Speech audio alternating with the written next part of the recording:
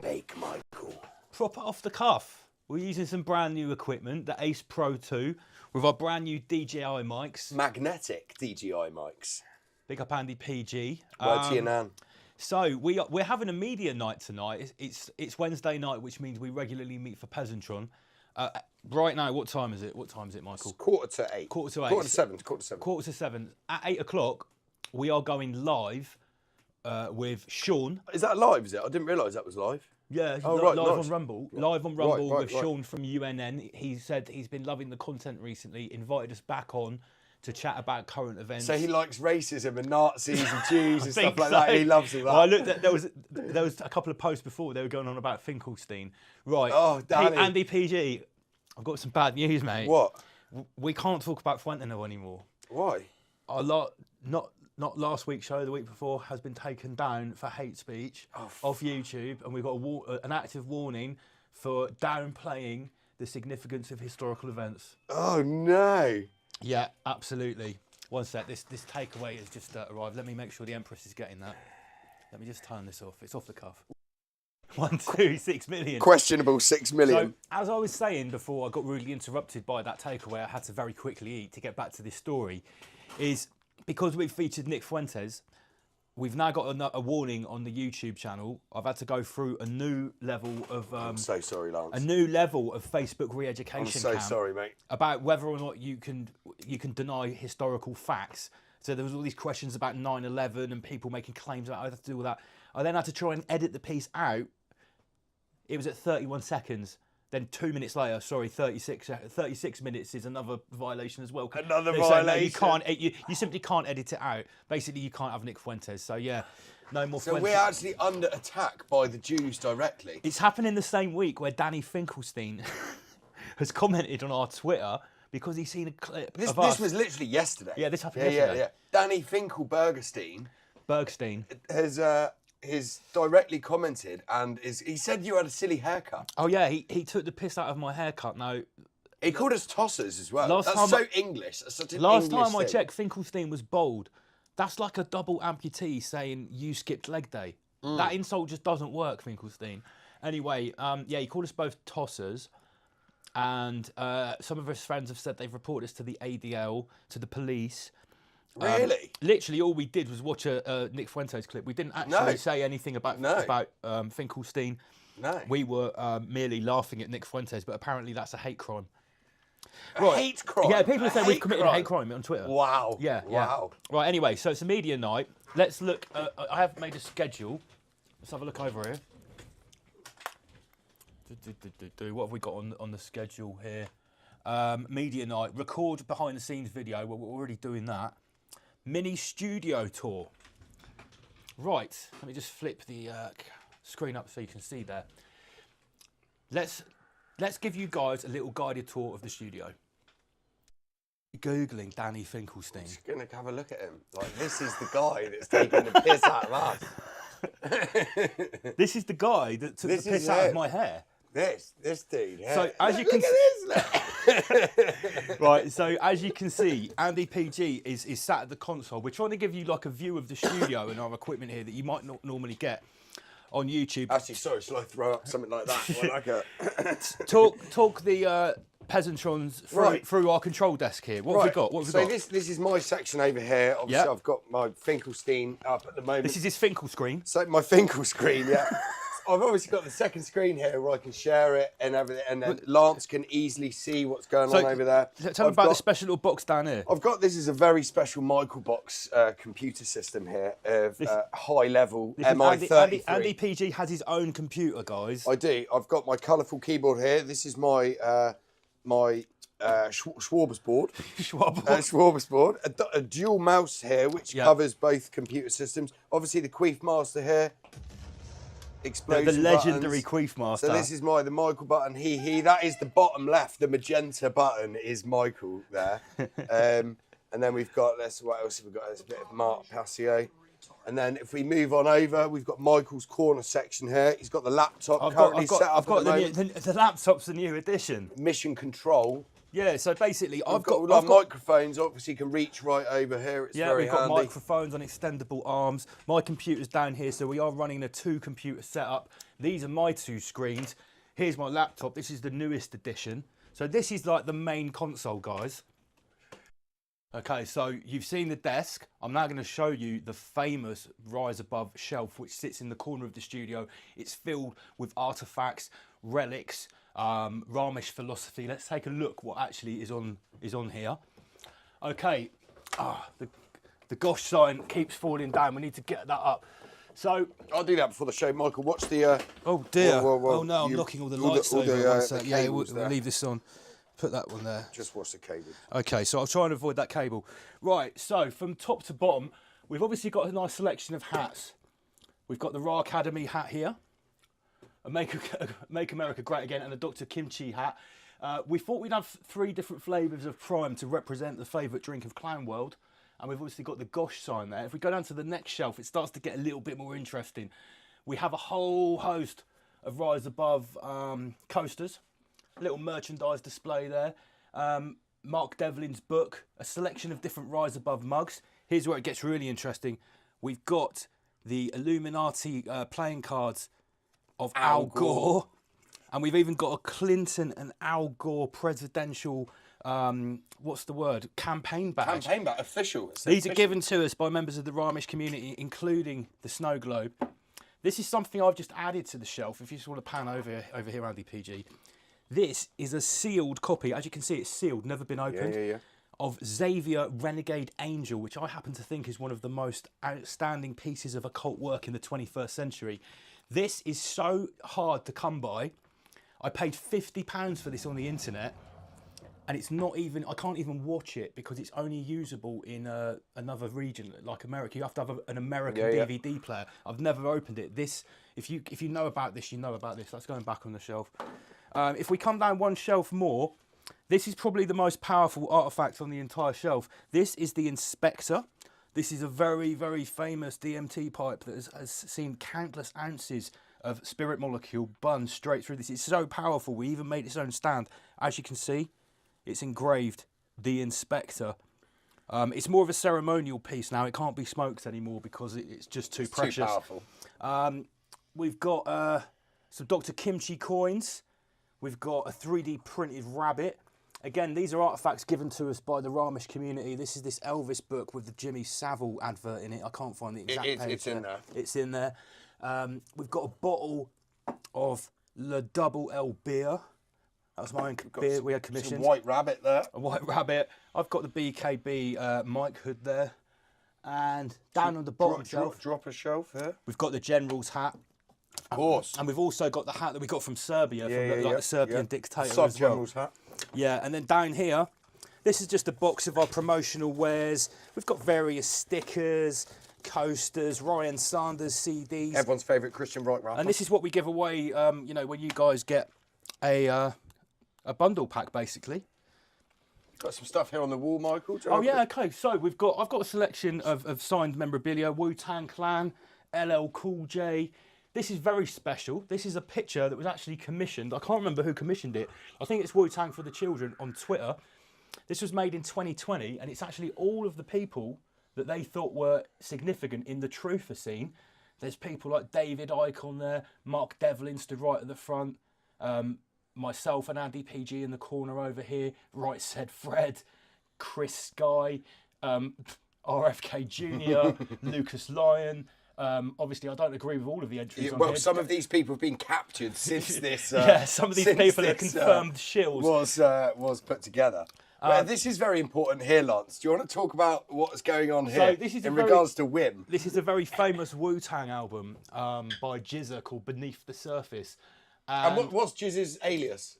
It's the Genius. Yes. The Genius. And basically, as you can see, there is a huge Genius symbol, Crater Earth, planted onto the earth, and I think, you know, with Vagium Theorem, this is probably quite significant. So we hang this on the wall, pride of place. While we're looking on the wall, go back over to the console here, PG. Yeah. This one is also very important. This was commissioned by Future Ghost, and it's called the Babylon Desire Factory. This is one of their memes. He signed it, we framed it, it's now in the studio. You've got the 5G tower there at the top of the Tower of Babel. A lot of people ask about this. What is this in the corner of the room? We call this the Octopus. This is actually a sound dampening device to catch the sound and make it sound nice and dull in the studio. Obviously the Crucible's over here. The Crucible's going to have a little bit of work done on it this year in 2026. Let's get some of these chairs out of the way. We haven't done a lot of music recently. Turn the lights around so you can see. We haven't done an awful lot of music recently, but when we do, this is where it's pumped out from in the corner of the room, the Crucible, whether we've got turntables, vinyl or CDJ. That's how we do it in the Rise Above studio, guys. That's it.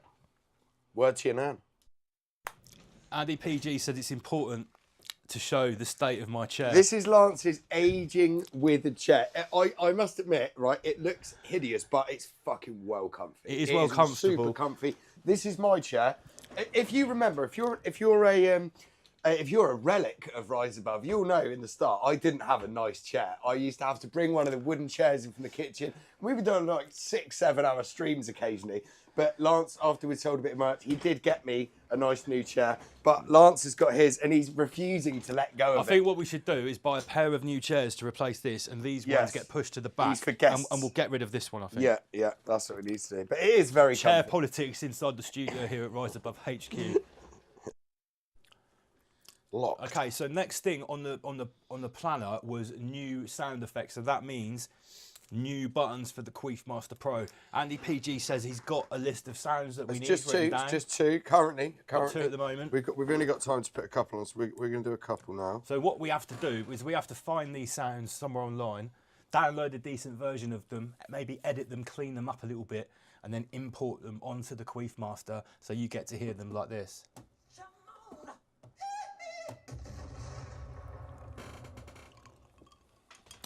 There's no magic cure. You can't just press a button and it makes the sound happen on the Queefmaster. You've got to work for this shit around here.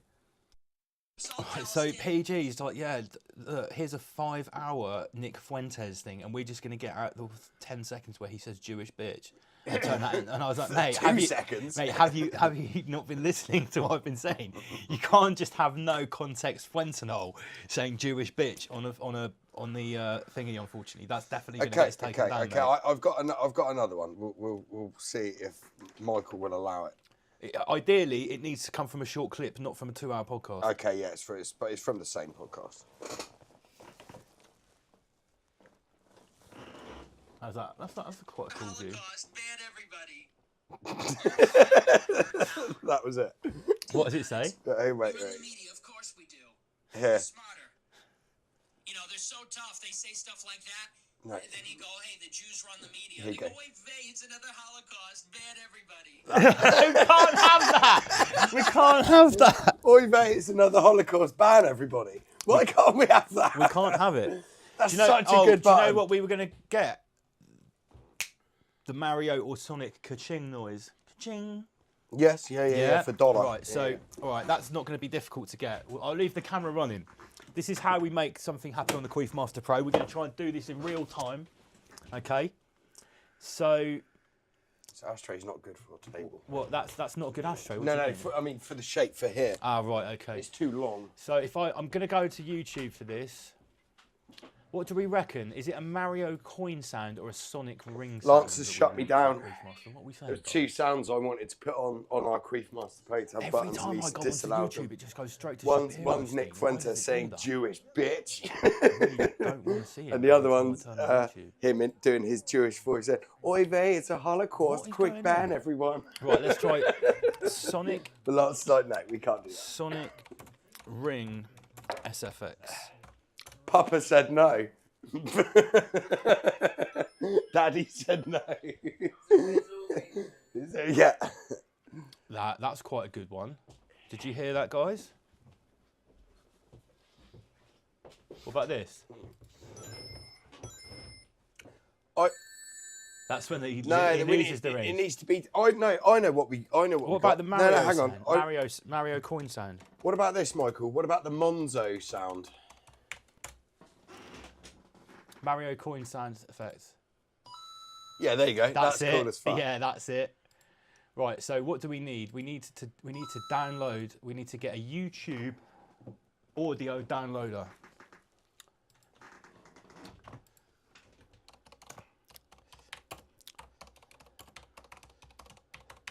YouTube video downloader. We'll try this one. So then we just get this coin sound URL. We copy it. We put it into here. Hopefully this works. Sometimes it doesn't. Download that.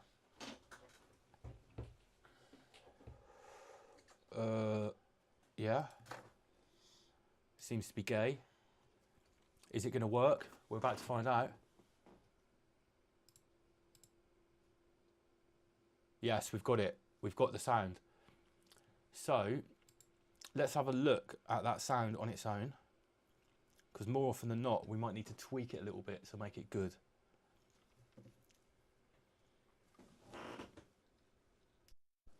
Right, so we've isolated it now. We've got the sound that we want. But what did you just say on the reverb? So if you turn the decay down there, So this is how technical we're getting on this one sound. Turn the decay down. just a touch. You hold this, so the people then can see what we're doing. So Just turn- studio reverb at Decay. decay. Just turn it down a touch. Bit more than that. Just have a listen, one sec. It's quite nice. Turn that down, and then if you go to width. What the width of Yes. the So now go to width, and turn that up a little bit.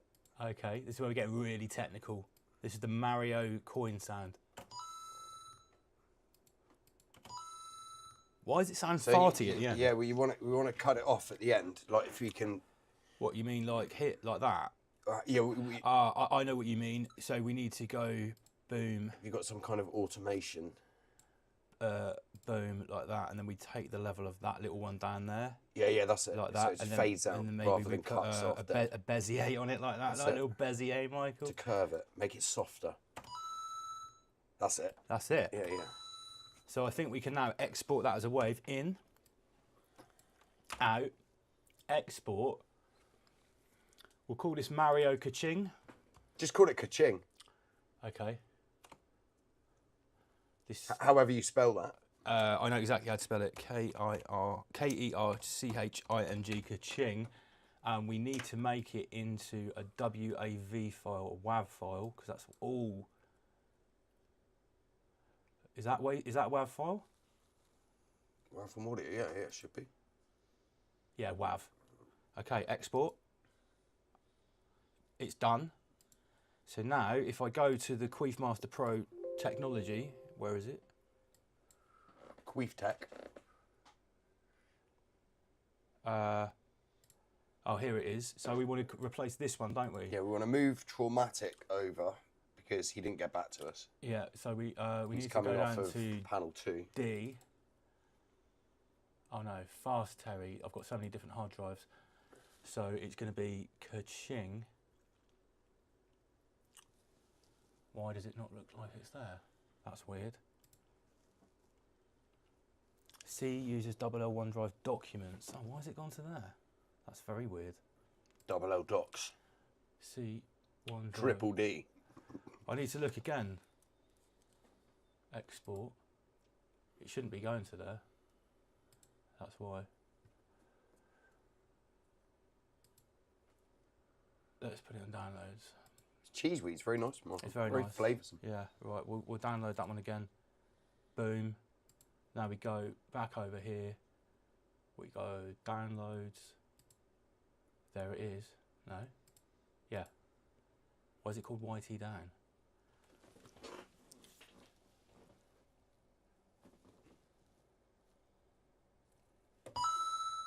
Why is it called YT Down, Michael? I don't know. We'll change it. Ka-ching.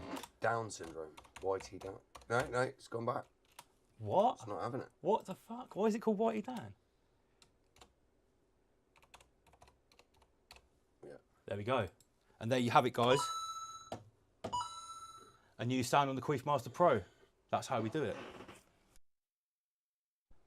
After much deliberation and discussion, Andy PG has convinced me that we should have this button. Oh, is it on there now? Let's have a look. Oh, yeah.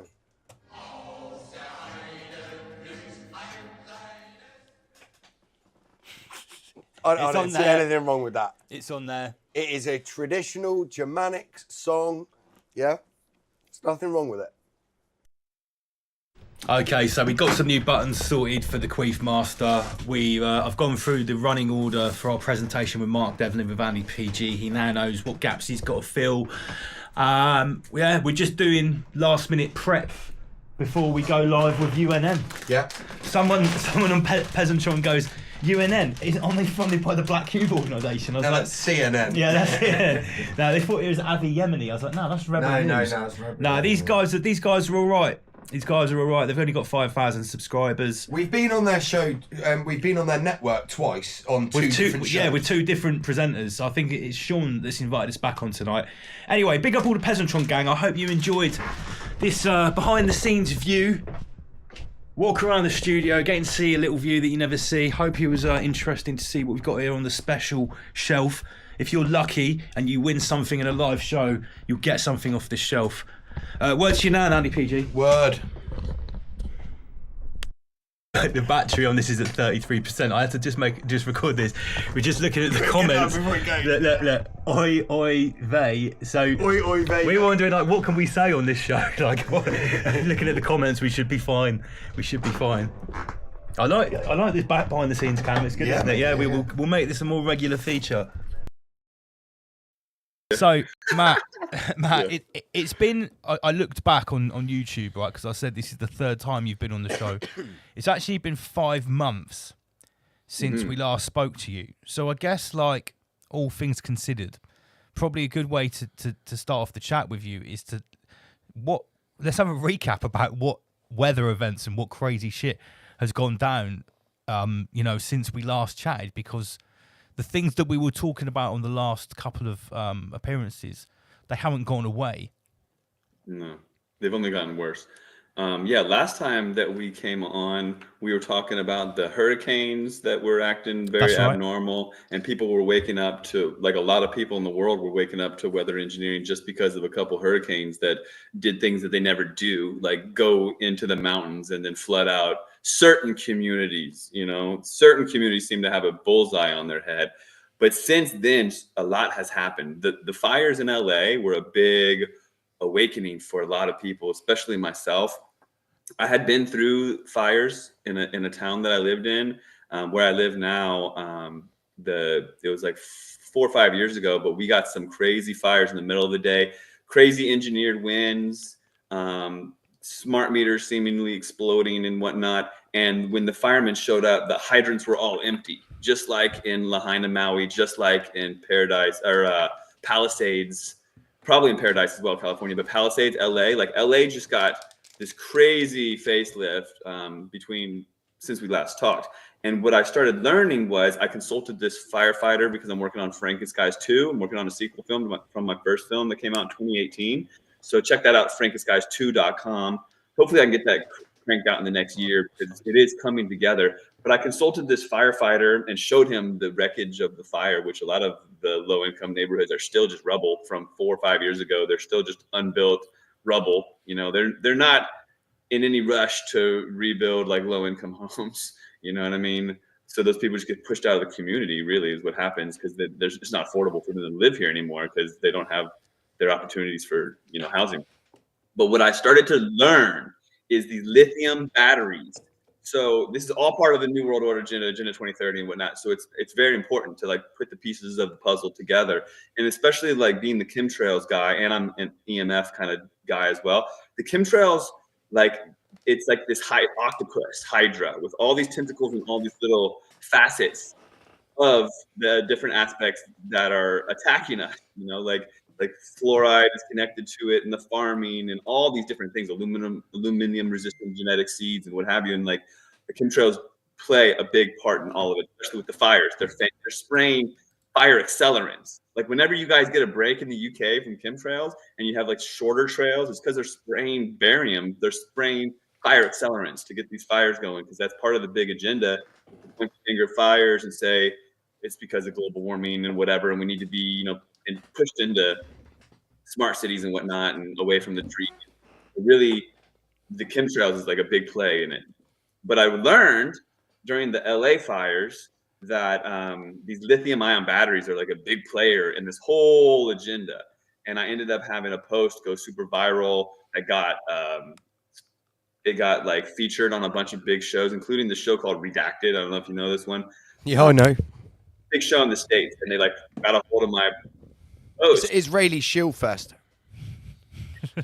Yeah, no joke. No, it really is. I didn't even know about it, and then I started following them, and I was like, they're completely controlled. But I got 5,000 followers immediately, and they're all shite.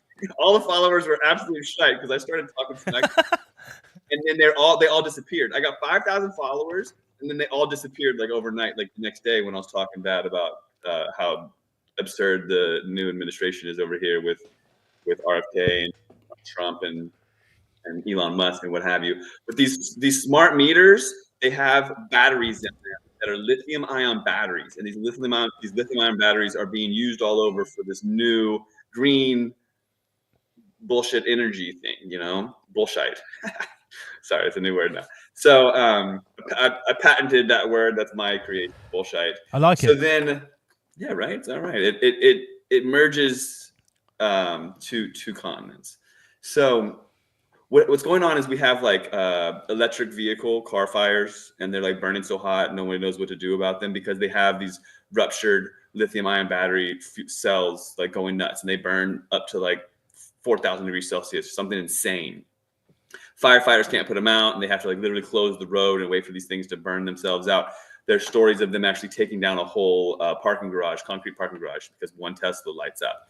I've seen and watched videos and stories of people's e-bike, like bicycles that run on these lithium-ion batteries. The batteries can rupture and then cause these crazy fires. And then if there's ever flooding, water in contact with lithium batteries actually makes things explode. And there's a video I found of someone taking apart just a little AA like battery that's lithium, and then they put it in water and it just explodes. It's just an explosion. So lithium touching water is an explosion, and that's a whole thing. And so starting to learn about this and the fact that there's this thing called thermal runaway, where the batteries, once they heat up, I'm just going to do it all in Fahrenheit. Sorry. So 140 degrees Fahrenheit is like a really, really, really hot day. But either way, if the batteries get to be 140 degrees Fahrenheit, which is like 30 Celsius, maybe a little more, they have this thing called thermal runaway. Well, they'll just start to get really, really, really hot. And I believe what happened when the whole first we were just not we first the military industrial complex was in Gaza. But then when they went to Lebanon, there's this whole like pagers exploding thing. And then if you did the research, also walkie-talkies, is also cell phones and stuff.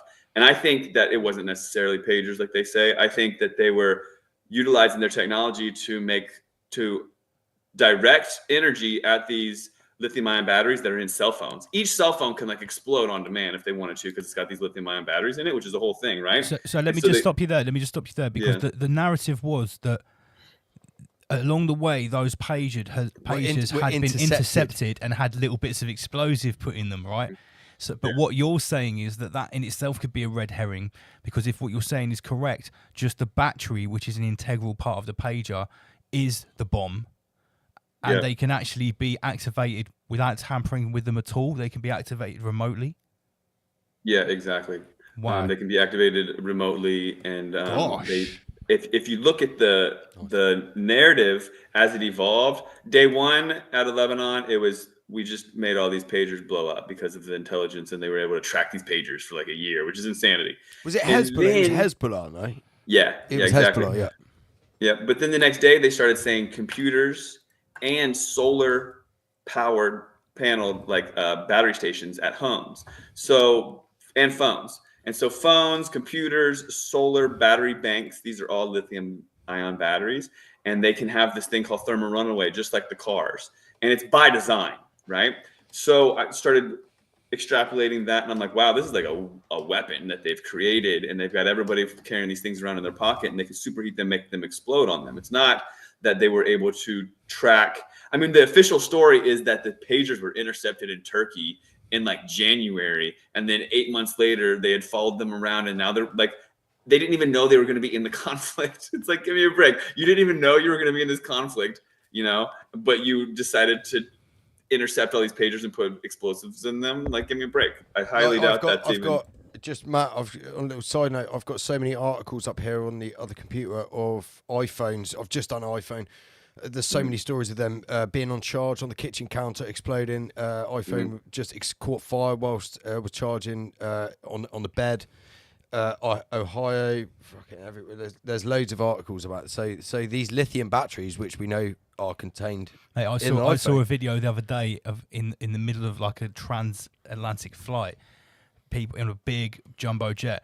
People were chucking drinks up into the overhead locker because someone's phone up there and the battery had caught on fire. Because they're telling you're not allowed to pack anything with a lithium battery in hold luggage that goes in a hold. And here's the other thing: when they check you, because I used to fly to Asia a lot, when you go through the biggest airport in Asia, which is Bangkok, they check you for your battery pack, and there is a limit to how many milliamps your battery pack can be before it gets confiscated. Guess what it is? 33,000. Nice. 33,000 milliamps. So I think the point to take away from this is, if something like an iPhone or a walkie-talkie or a pager can have an explosive battery in it, why wouldn't the Israeli intelligence work out a way to make that remotely explode if they wanted to individually? Yeah. I'm sure it could be done in this day and age we live in. And then Matt's talking now about smart meters in homes. I know where you're going with this, Matt. Carry on. No, yeah, right. It's pretty clear, but the technology is pretty self-evident if you look at it for what it is. And then even when I go to the post office and I mail something, if it's not ground, if it's actually going to go in the air, they make me press a button that says that it doesn't have any lithium-ion batteries in it of any size. I'm not allowed to mail lithium-ion batteries. Yeah, because again, any mailed artifacts would be going into the hold of a cargo plane. Yeah, at the bottom of a bag of mail. Yeah, just with loads of shit on top of loads it, of paper and stuff. Yeah, all sorts. Right. So in the States, we have smart meters like crazy. I know in the UK, they're trying to really roll them out, and it's a different story. What's actually really cool in the UK, which I know it's like we're all enslaved under this boot, and it's all bullshit. It's absolute bollocks, right?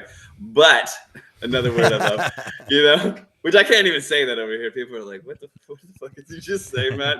What is bollocks? Yeah, they say you've been in England too long, bro.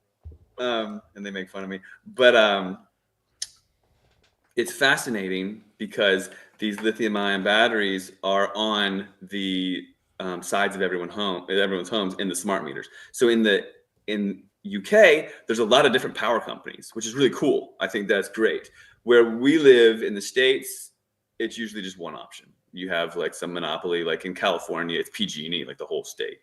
And so you don't really get the option of like, oh, I'm going to switch companies, or, oh, this company will let me get an analog meter, or they don't really have tabs on you as much. Like here, they know whether or not you have the old meters or not because there's only one company and they're pushing it really hard. Yeah, and they're coming to your house, like switching them out in the middle of the night without you even knowing. So people don't really realize that the utility meter on your home that measures your electricity, they come and look at, and they give you the bill, that's becoming digitized so that they don't have to come look at it anymore. And then it just sends a radio wave frequency every like 5 seconds, which is predatory. These things are evil if you look into it. But I'm just talking about the fire aspect, okay? So they send a microwave signal out every 5 seconds, like the strength of like a cell tower, blasting a signal telling the power company what you're doing. If you've got a light on or whatever, if you got a night light in the middle of the night, everyone needs to know every 5 seconds, right? It's actually crazy weird, but it's just the surveillance state being established. So each one of these smart meters is attached to the internal wiring of your home, copper, conductive, convective wiring that the electricity goes through. So it's convective in that heat can transfer through it, and it transfers the electricity through your whole house because the wiring, obviously, the electricity goes through it. So if the smart meter on your home is attached to the electricity on the main line, and if this thing fries and then the battery in the meter heats up, then you've got it ramps up to like the thermal runaway. I've looked it up in all these sources. It's about 3,000 degrees Celsius, which is really, really hot. So it heats up to like super, super, super hot. And then it heats up the entire insides of the house, burning the house from the inside out, like heating up the internal wiring of the home. And so you're like got this weaponization of neighborhoods where these fires are just out of control and burning so hot. And they're going down the line, surging smart meters down the line. And then the firemen are showing up in the even situations where the hydrants are empty. So I had people reaching out to me, and this is a very wild puzzle piece, and then we can move on from this one. Years ago, I had ex-military people reaching out to me, 2 different chaps, right? 2 different guys, 2 blokes, right? From different, paths. And they had reached out to me on different occasions with their military spec infrared goggles, right? So like night vision goggles that are military spec. And they're showing me the smart meters in their neighborhood each had individualized infrared designation flickers on them that you could only see with the military spec goggles. So invisible to the naked eye, each smart meter has this little flicker that's a fingerprint that's not identical to any other one. So it's very unique. And in wartime, this is used. The friendlies have them on their helmets, and they put the unique flicker on their targets as well for like a laser strike. So they know who to hit and who to not hit based on this unique flicker that's in an infrared spectrum that's invisible to the naked eye. So each smart meter has this. So if you were the boogeyman, the trigger word, the military industrial complex, whatever, whoever's behind all this, and you wanted to go into a neighborhood that already has fires approaching it because of this engineering, like the weather is engineered. That's a whole story. And if you don't know that, just watch my movie. And that's backtracking because we're kind of like down the rabbit hole right now. But the winds are directed towards the city. And then we've got like hurricane freaking winds, like towards towns and cities that they want to clear out for smart cities or whatever it may be. And then fires are lit on the ground from arsons or precipitating lightning or whatever they do to light the fires. You know, that's another story. But as the fires are lit downwind and the fires are traveling, yeah, great photos. The fires are traveling towards these cities. The firemen show up like they're going to do something, but then these smart meters are surging remotely, just like they surged the pagers and the smartphones and the laptops and the solar power battery stations in Lebanon. Same exact tech. I mean, where do you think Israel got that tech? Like, we work in conjunction with them, right? And that is exactly why Rabbi Shmuley is piloting the aircraft in the thumbnail for the show. Did you notice the thumbnail for the show, Matt? Sorry, I've just got to go back. Matt, are you aware of Rabbi Shmuley? Do you know who this character is? No, I don't really keep up. Oh wow, I didn't see that. He's quite literally the most disgusting individual on the planet at the moment. Mate, we had great fun making this thumbnail on Wednesday night.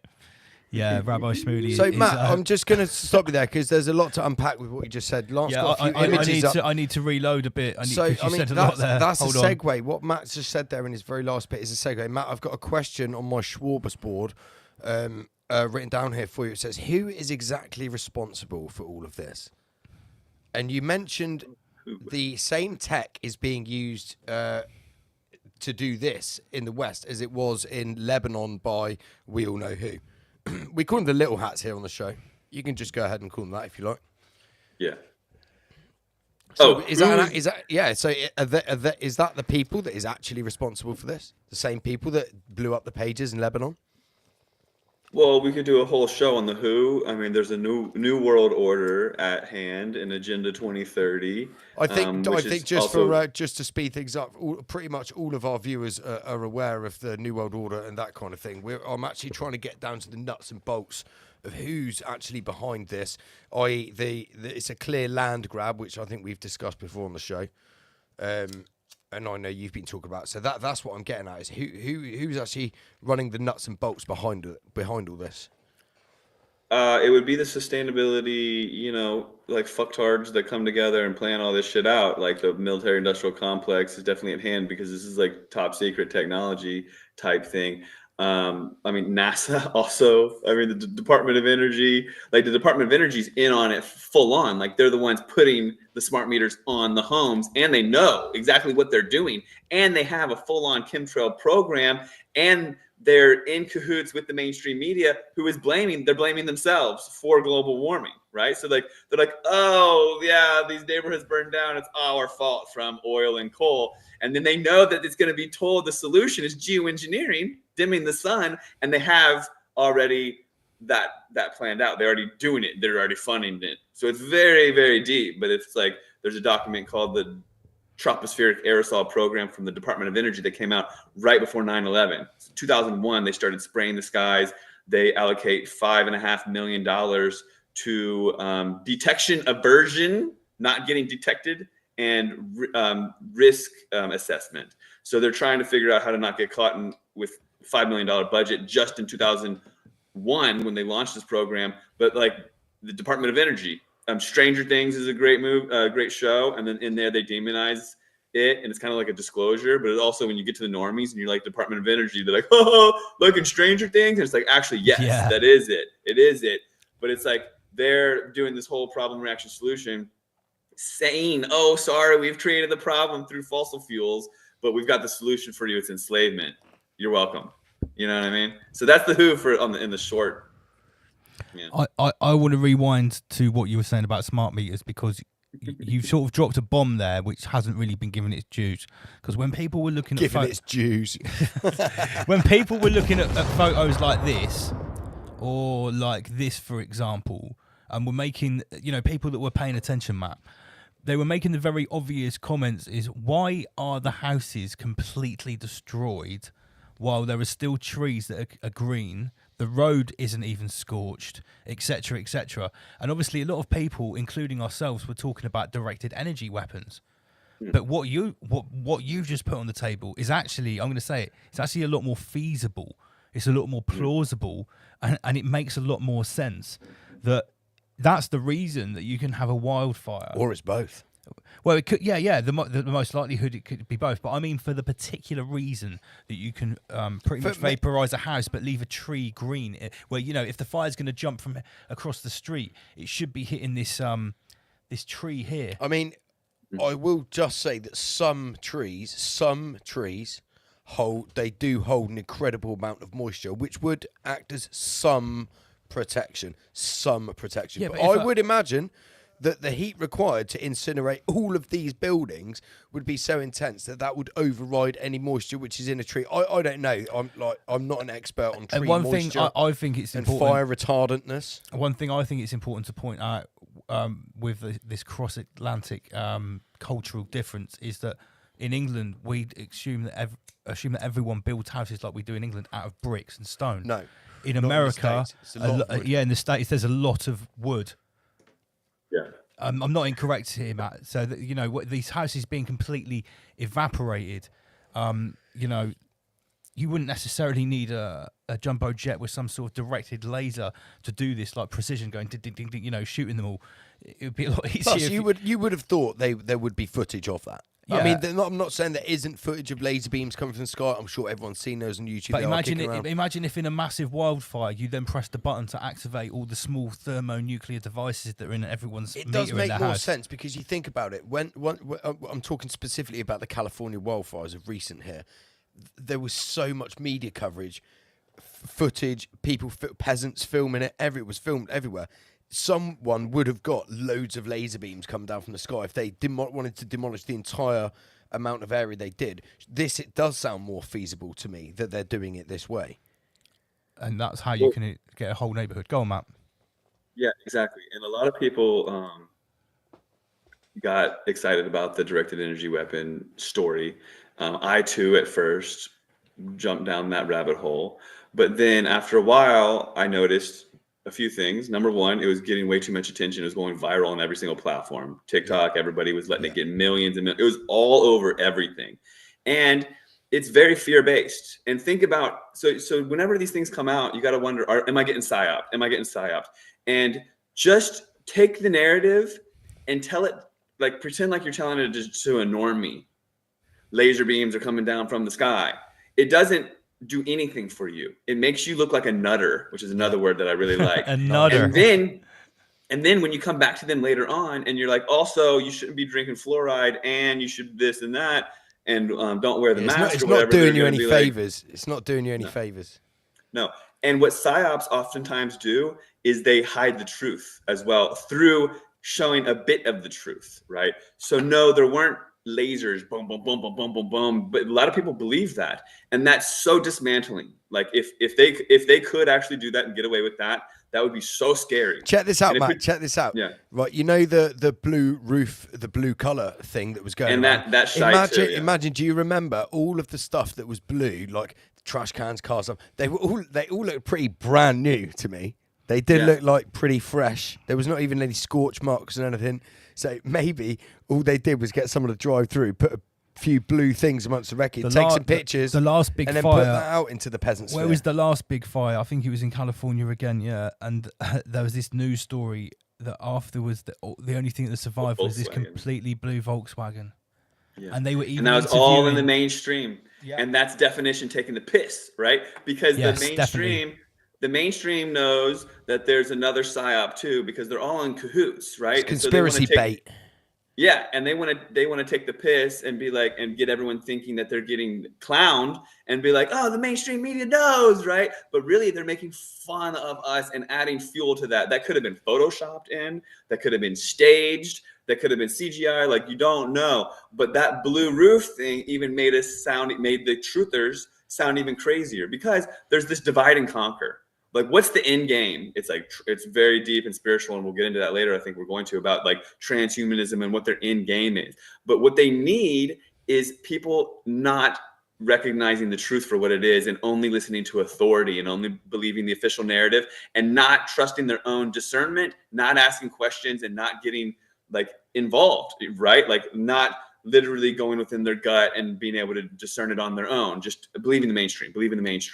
And so there's one narrative, laser beams coming from the sky, nothing blue is going to get hit. It's like, come on. Okay, first of all, how much do you think a laser beam freaking drone costs? And how much money and research goes into that? You think that Northrop Grumman and Raytheon is going to build some like stealth laser that can blow up neighborhoods and just accidentally make it can't hit blue things? Like, give me a effing break. That is just like, that's just literally, that is just taking the piss and getting the conspiracy theorists to gobble up something because it's a tiny hat psyop.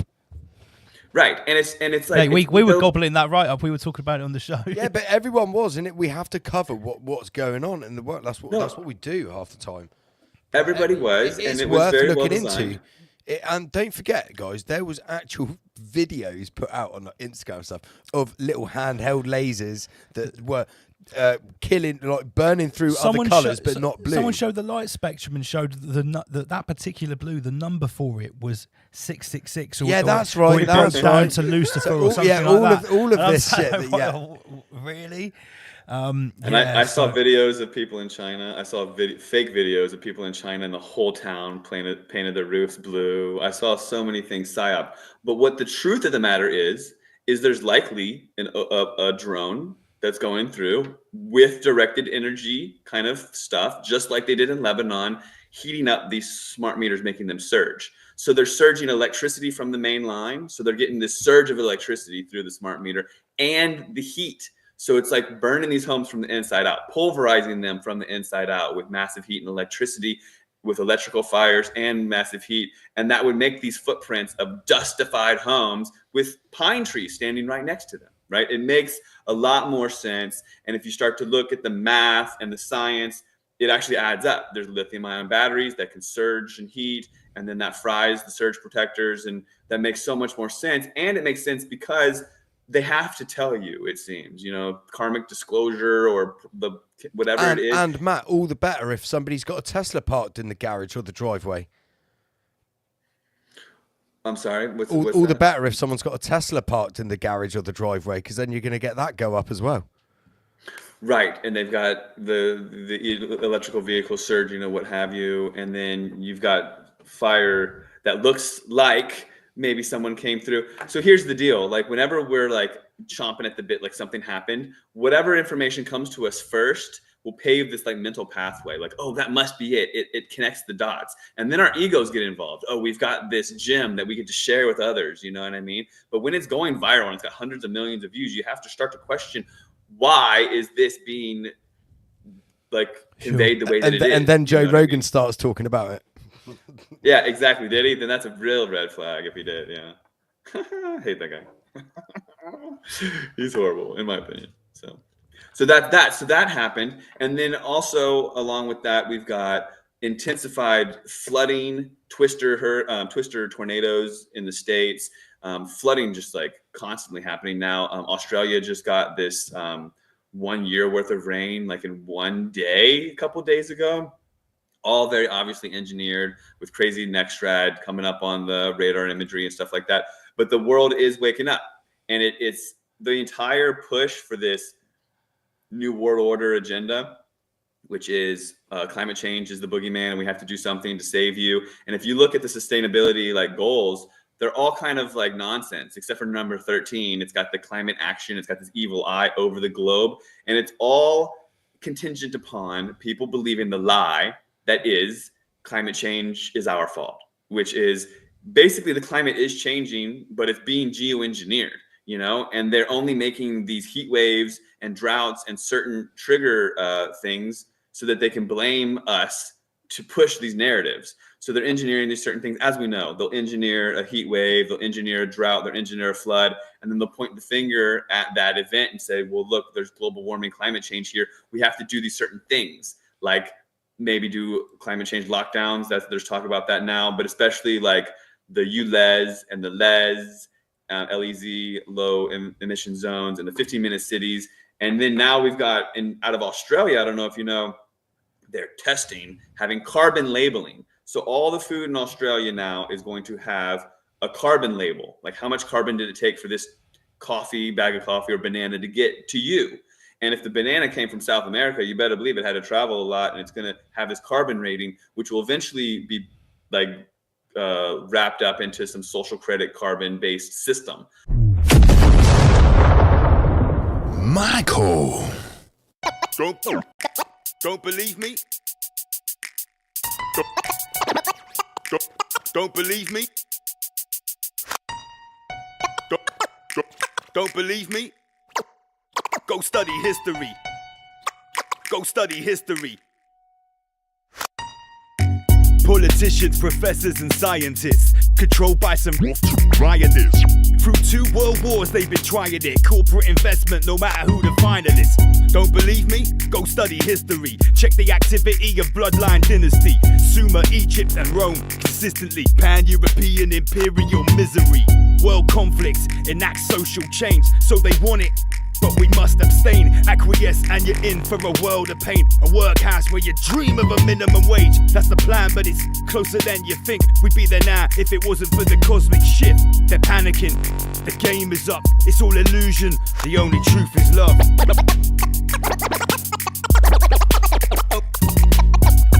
Don't believe me?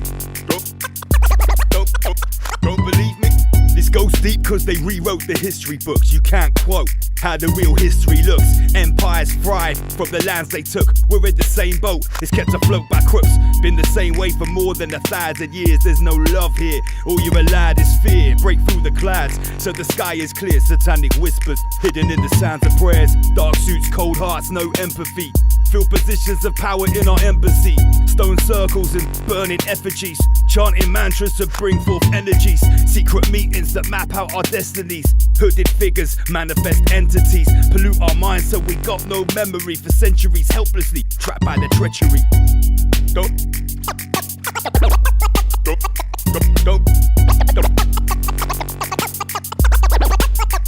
believe me? Obelisks and illuminated torches. Landmarks of malevolent forces. Sorcerers aim to contain your mind state. Open your eyes where you're already blind, mate. You want the truth, better ask and why. Your worldview got squeezed through a needle's eye, and here's the proof. They extinguish lives, conflicts built on evil lies, no surprise. We don't know of no agenda, disguised from the light from the moment you enter. Survival of flight, you're a lifelong member. That's right, since they sliced the placenta. Now, welcome to the slave race. Very few will ever find out how the game's played. Unless you wake up, keep on playing it. They look at me and think, why is he saying it?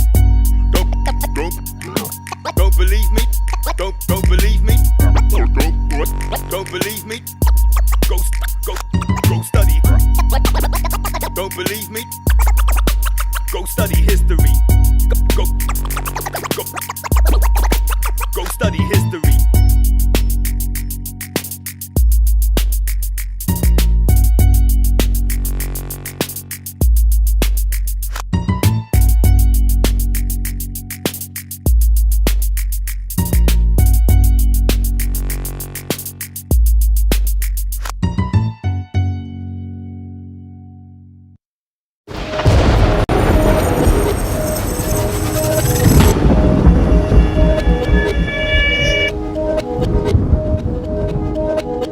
Right, so back to Big Pharma Gates. The producer's sitting here. She's knitting away in the studio. I turned the camera around, but she'd lose it if I did. She don't want to be on camera. Right, so we're talking about Big Pharma Gates. We know him as a guy that shoved needles in little kids' arms, but he's much, much more than that. He's in bed with the World Economic Forum. He's in bed with the Wellcome Trust. And the Wellcome Trust, in case you didn't know, is the Crown, is Serco, is Rothschilds, is Pirbright, is Rockefeller. Okay? But let's face it. When we're talking about this, all of these think tanks, all of these groups, all of these agendas, they always come back to one thing, or 17 things. The 17 sustainable goals of UN Agenda 2030. And I hate to beat the same old drum. For people that get really annoyed with me on Facebook, I've been talking about UN Agenda 2030 for well over 10 years.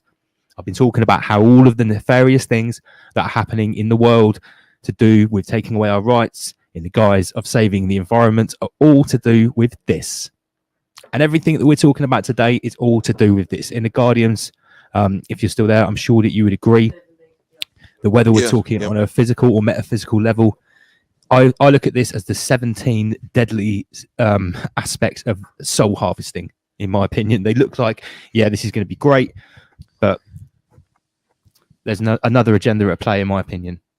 Yeah, these I've got a word for it. It's horizontalists. Horizontalists. Yeah, this is a new one. I like it. Like I said, we need to have a new language to actually describe the landscape that we're now looking at. Yeah, absolutely. So look at what we've got here, right? So no poverty, zero hunger, health, good health and well-being. So that's three ticks already for Health Chancellor and Big Pharma Gates. Education.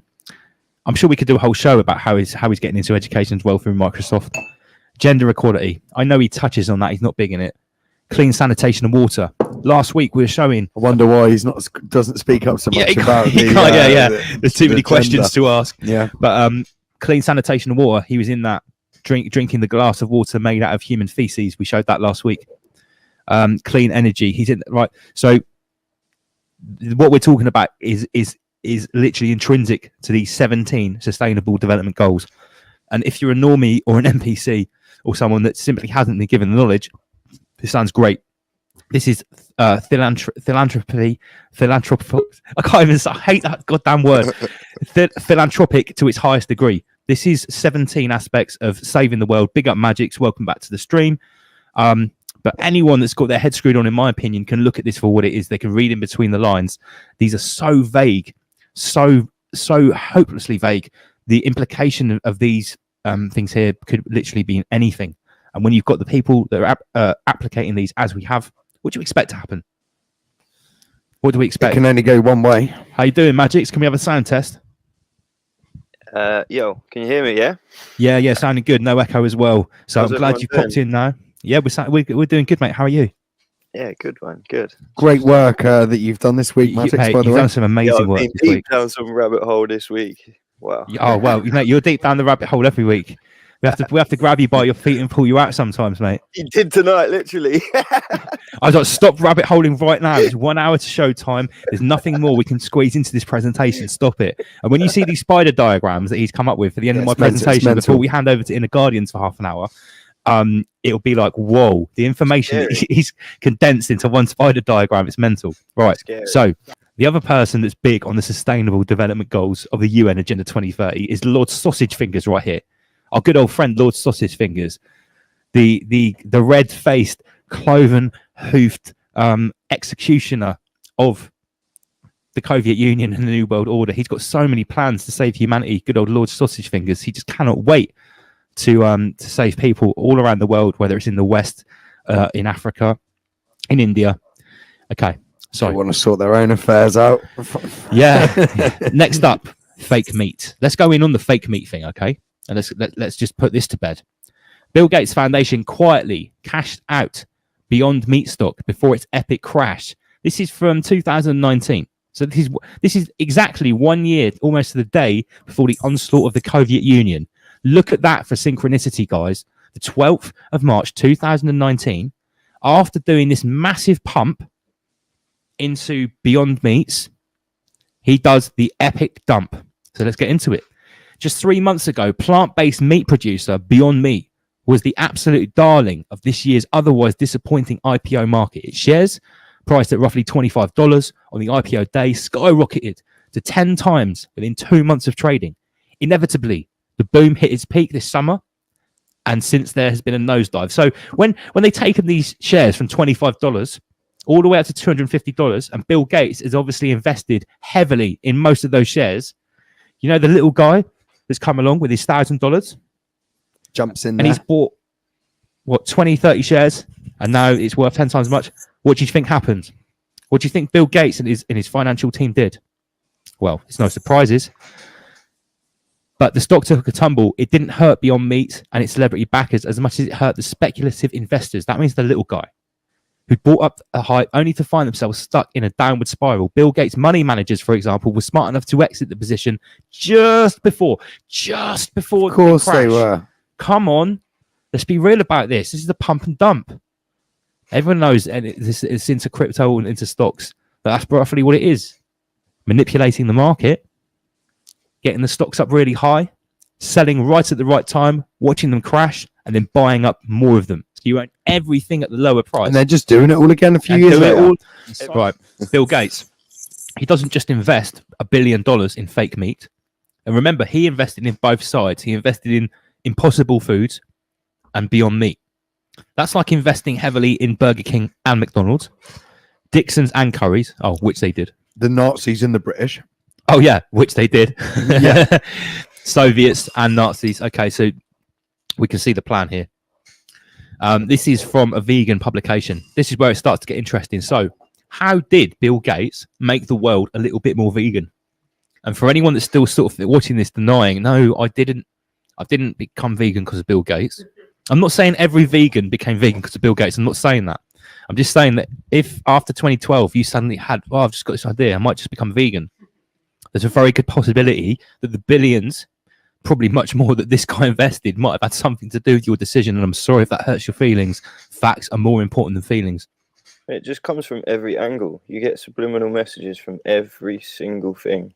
Yeah, they've been investing hundreds of years and billions of dollars into shaping and molding our opinions like a piece of pliable plasticine like this. Bill Gates, the 5 ways he's making us a little bit more vegan. Let's get down into detail. Number 1, he invested in Beyond Meat. We've already covered this. And Impossible Foods. That was $1 billion. That was his initial investment in the 2 biggest names in fake meat. Burger King and Mackie D's all on one plate. Both paid for by Big Pharma Gates.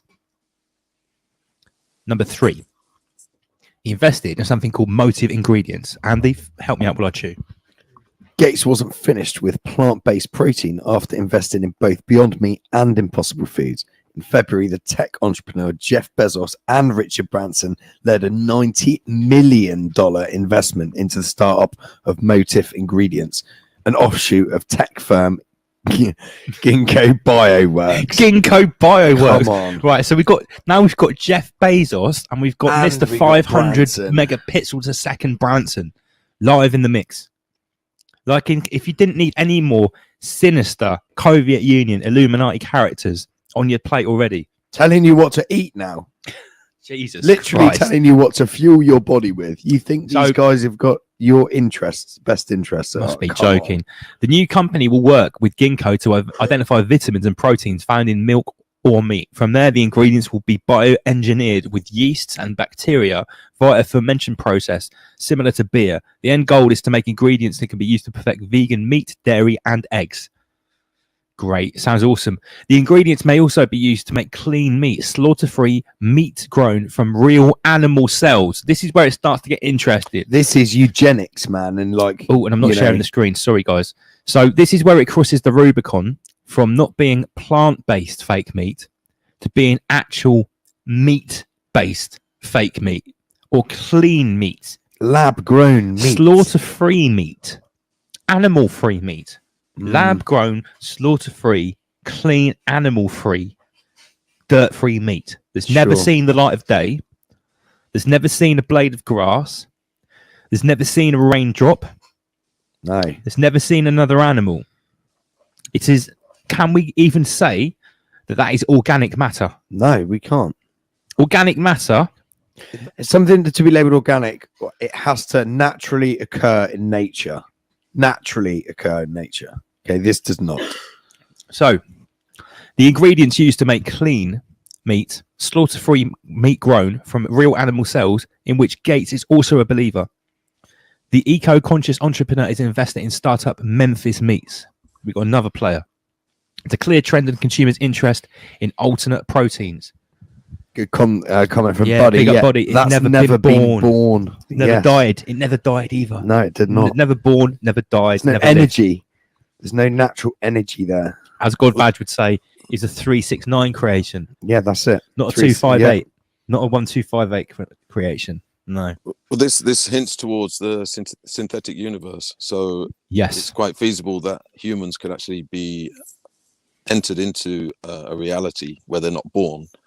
They're formed into it, and there's no escape. And that's such a scary thought. Yeah, that is the terror of the situation. That is the biggest motivator, in my opinion, to do something about it.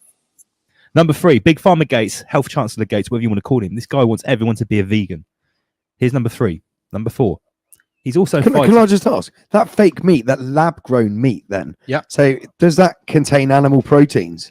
Well, it's slaughter-free meat So from real animal cells. So yes, it would. So basically what he's saying is he wants everyone to be vegan, but then if you're not going to be vegan, you're going to have to eat this. This is basically, the meat if you want that real animal protein, it has to come from my lab. Yeah, that's not from originally from my farm, and then also from my lab. From my lab, man. No, I wouldn't eat anything that Health Chancellor Gates has made. Trust me. Right. This is another thing he's doing. Big Pharma Gates, Health Chancellor Gates, is also fighting food waste. Andy. So, fighting food waste with Big Pharma Gates, driven to create a more sustainable future of food, the Bill and Melinda Gates Foundation backed Santa Barbara-based tech startup Apple Sciences. Appeal Sciences. Remember that name? That's in Magic's slideshow. Yeah, mate. that's so right. Good. The company created an organic, invisible, safe spray that's made from discarded plant-based materials to help avocados last up to twice as long. The liquid shields produced from gases that cause fruit to ripen. Refrigeration has been used to increase produce quality during transportation and storage, but you lose the benefit of the refrigeration when fruit sits in a grocery store shelf or on a kitchen counter. With our technology, we're able to dramatically reduce the rate and with our technology, we can produce better fruit than you've had before. It's better than the fruit that just comes off the tree. They're just fucking with it. Anything that's natural, anything that's wholesome, anything that's Ital. Big up all our Rastas that are watching. Big up Kedawami. Look at that. Just as I said Ital and Rasta, he's there. He comes up with a comment. Kedawami Asini. Protein has to be broken down into amino acids to be taken up in the body. Skip that process and eat plants raw with amino acids ready to go. And let me just point out, Kedawami is Ital, which means raw fruit and vegetables only. Right. And he says that other vegans maybe might be getting it wrong potentially by cooking things, actually cooking the essence out of them. Inner Guardians, one sec, let me ask Inner Guardians on an energetic level. Can you get down with the idea that when you cook food, you might actually be destroying the essence it contained within it? Yes, definitely. When I try to establish first principles on anything, I normally put myself in a position that if I was completely 100% natural, where I lived in the forest, what would I eat, as an example? Now, the chances of me eating raw is very high. I would probably eat only raw. So natural man or natural human, I would say, is meant to eat raw food. And that would be the quickest way to feed the soul. He's investing in everything synthetic. Synthetic Beyond Meat, synthetic Impossible Foods, synthetic motive ingredients, synthetic clean, real slaughter-free meat grown from animal cells, synthetic wrapping for synthetic ways to treat fruit to make it last longer. Okay, everything synthetic, this guy. And number 5, this is the other way that he wants to make people more vegan through humanitarian efforts, along with Belinda, Bill, two halves of this Gates biometric, whatever it is. There's that label again, humanitarian label. It's just absolute guff. Okay, we can see all of these agendas, all of these sort of this whole modus operandi from the Gates Foundation. It's all philanthropic on the face of it, but let's have a little bit deeper look. It's easy to see through. Next up, I'm going to show you how Bill Gates hasn't just taken over fake meat industry; he's actually taken over the real meat industry as well. Okay, so in case anyone didn't know, there's a really big player in American food called Tyson Meats. Okay, this is from 2018. Tyson. Not Mike Tyson. Tyson Meats joins Bill Gates and Cargill. Remember this name. This is the second biggest meat producer, or the other big player in the game in American food. They invest in a lab meat producer. So that's Bill Gates, the biggest. I think Tyson is the biggest pork slaughterer.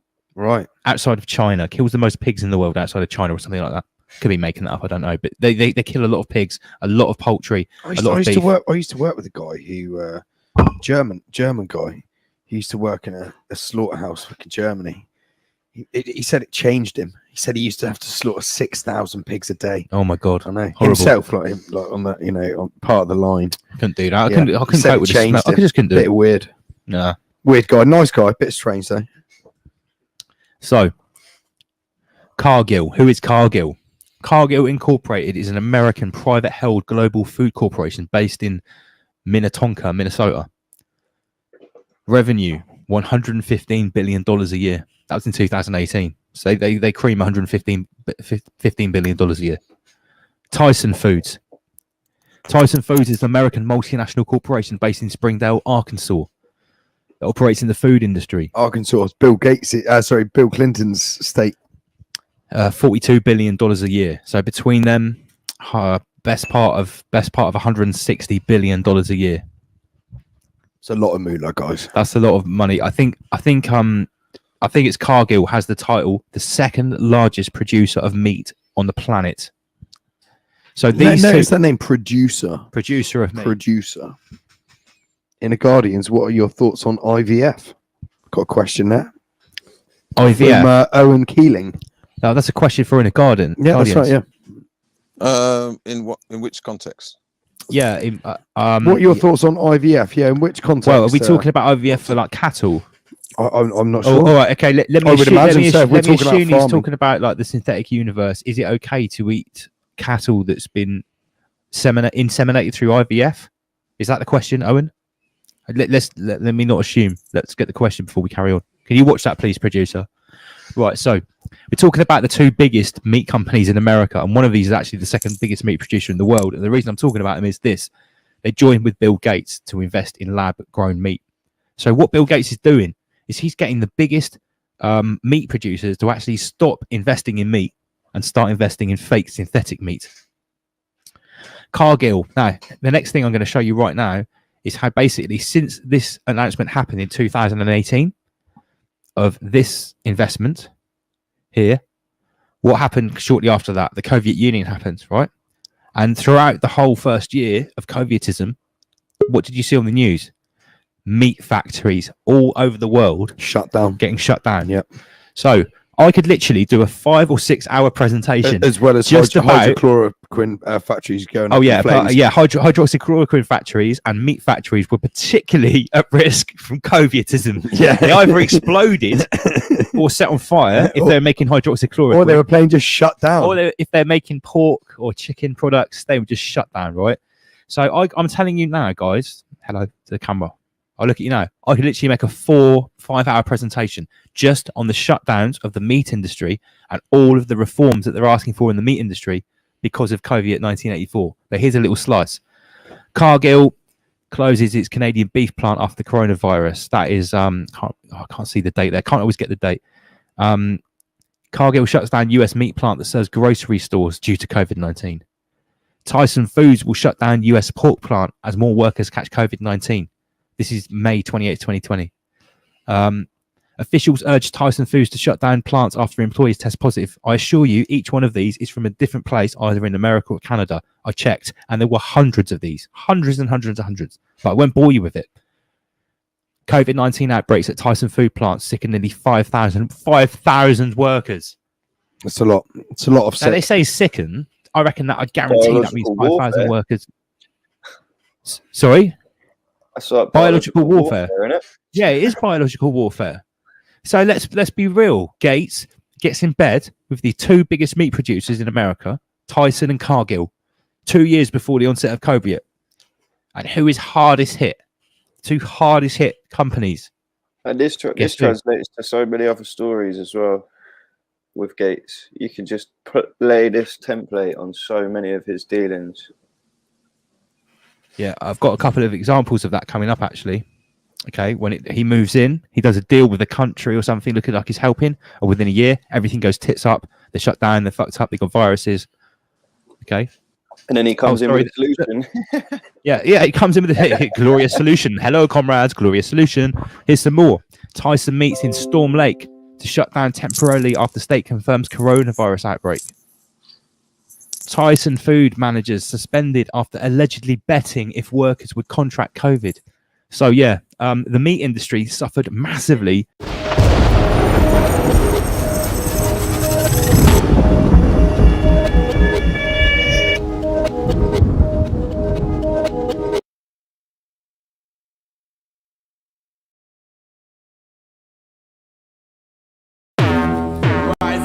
generate, rise above, extinguish fear, rise above, abstract stillness, rise above, domino, rise above, extinguish fear, rise above, extinguish fear when we generate. Since day one we've been going in militant, not same, also different, abstract stillness, no equivalent, double L's flows omnipotent, may I suggest a lyric-proof vest, I got a bar that will tear through a chest, cause a massacre from my caliber, your Kevlar can't protect.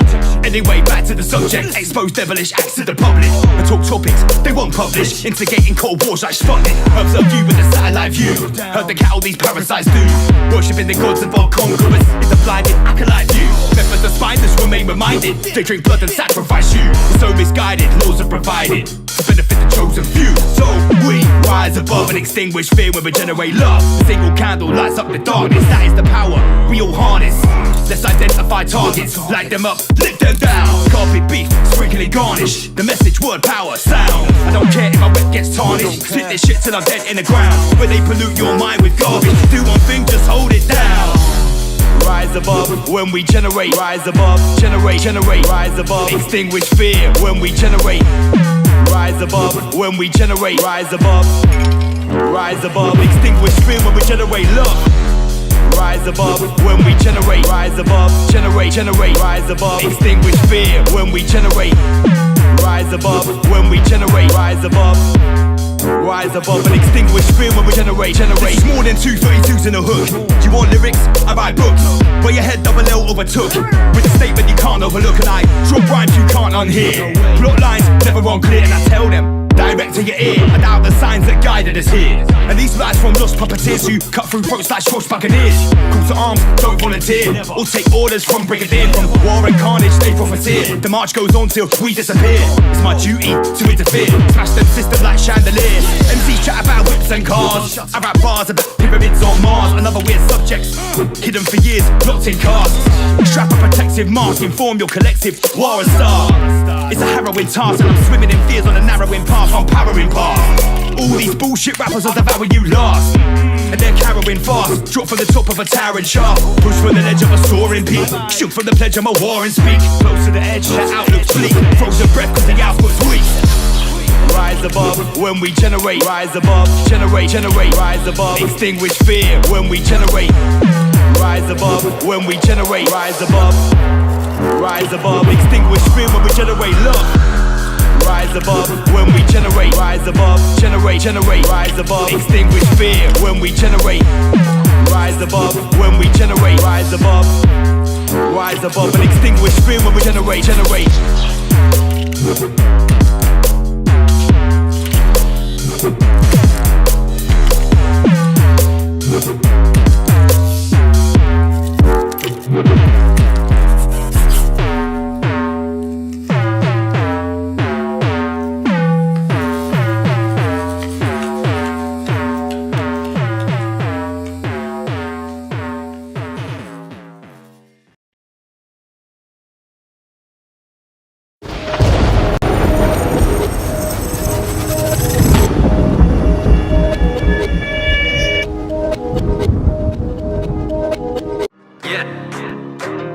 Fuck the government, man, fuck the media, fuck the control tactics. It's comprehend. Yeah. If you're new to this world, I feel bad for you. Rest of us thought it was mad when we catch the flu. Watch what the cameras do, they use the news for programming you. Yeah, you're angry at me, you can't stand my views, cause they make you choose a side, it's the wet dream. You won't see him do it like the suicide of Epstein. You need to fight like Amber when Johnny Depp leaves. If you go against the herd, then you're dead meat. If women attacking their men, then it's fine. But if men started slapping their women, it's crime. There's always been tears, I ain't talking about crying, cause they're keeping our fears at the front, now we hide.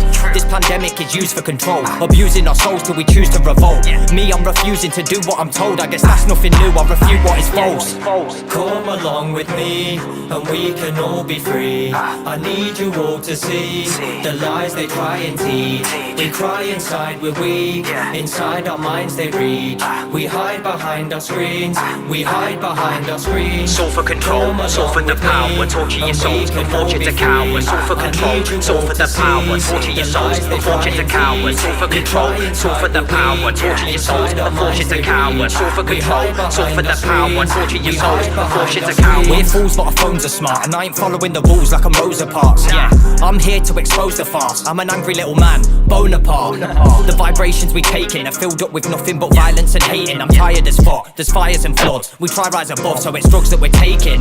America's still making their plans to take all the banks, and they won't hesitate with the tanks, they're making a stand. The final ones to take is Iran's, at stake is their land, but you just want your face on the gram, you're chasing the fans. Yeah, that's the kind of phase that we're living through, posting every day what we did and we didn't do. If you focus on the lies that they're giving you, you will realise they're disguising this killer flu.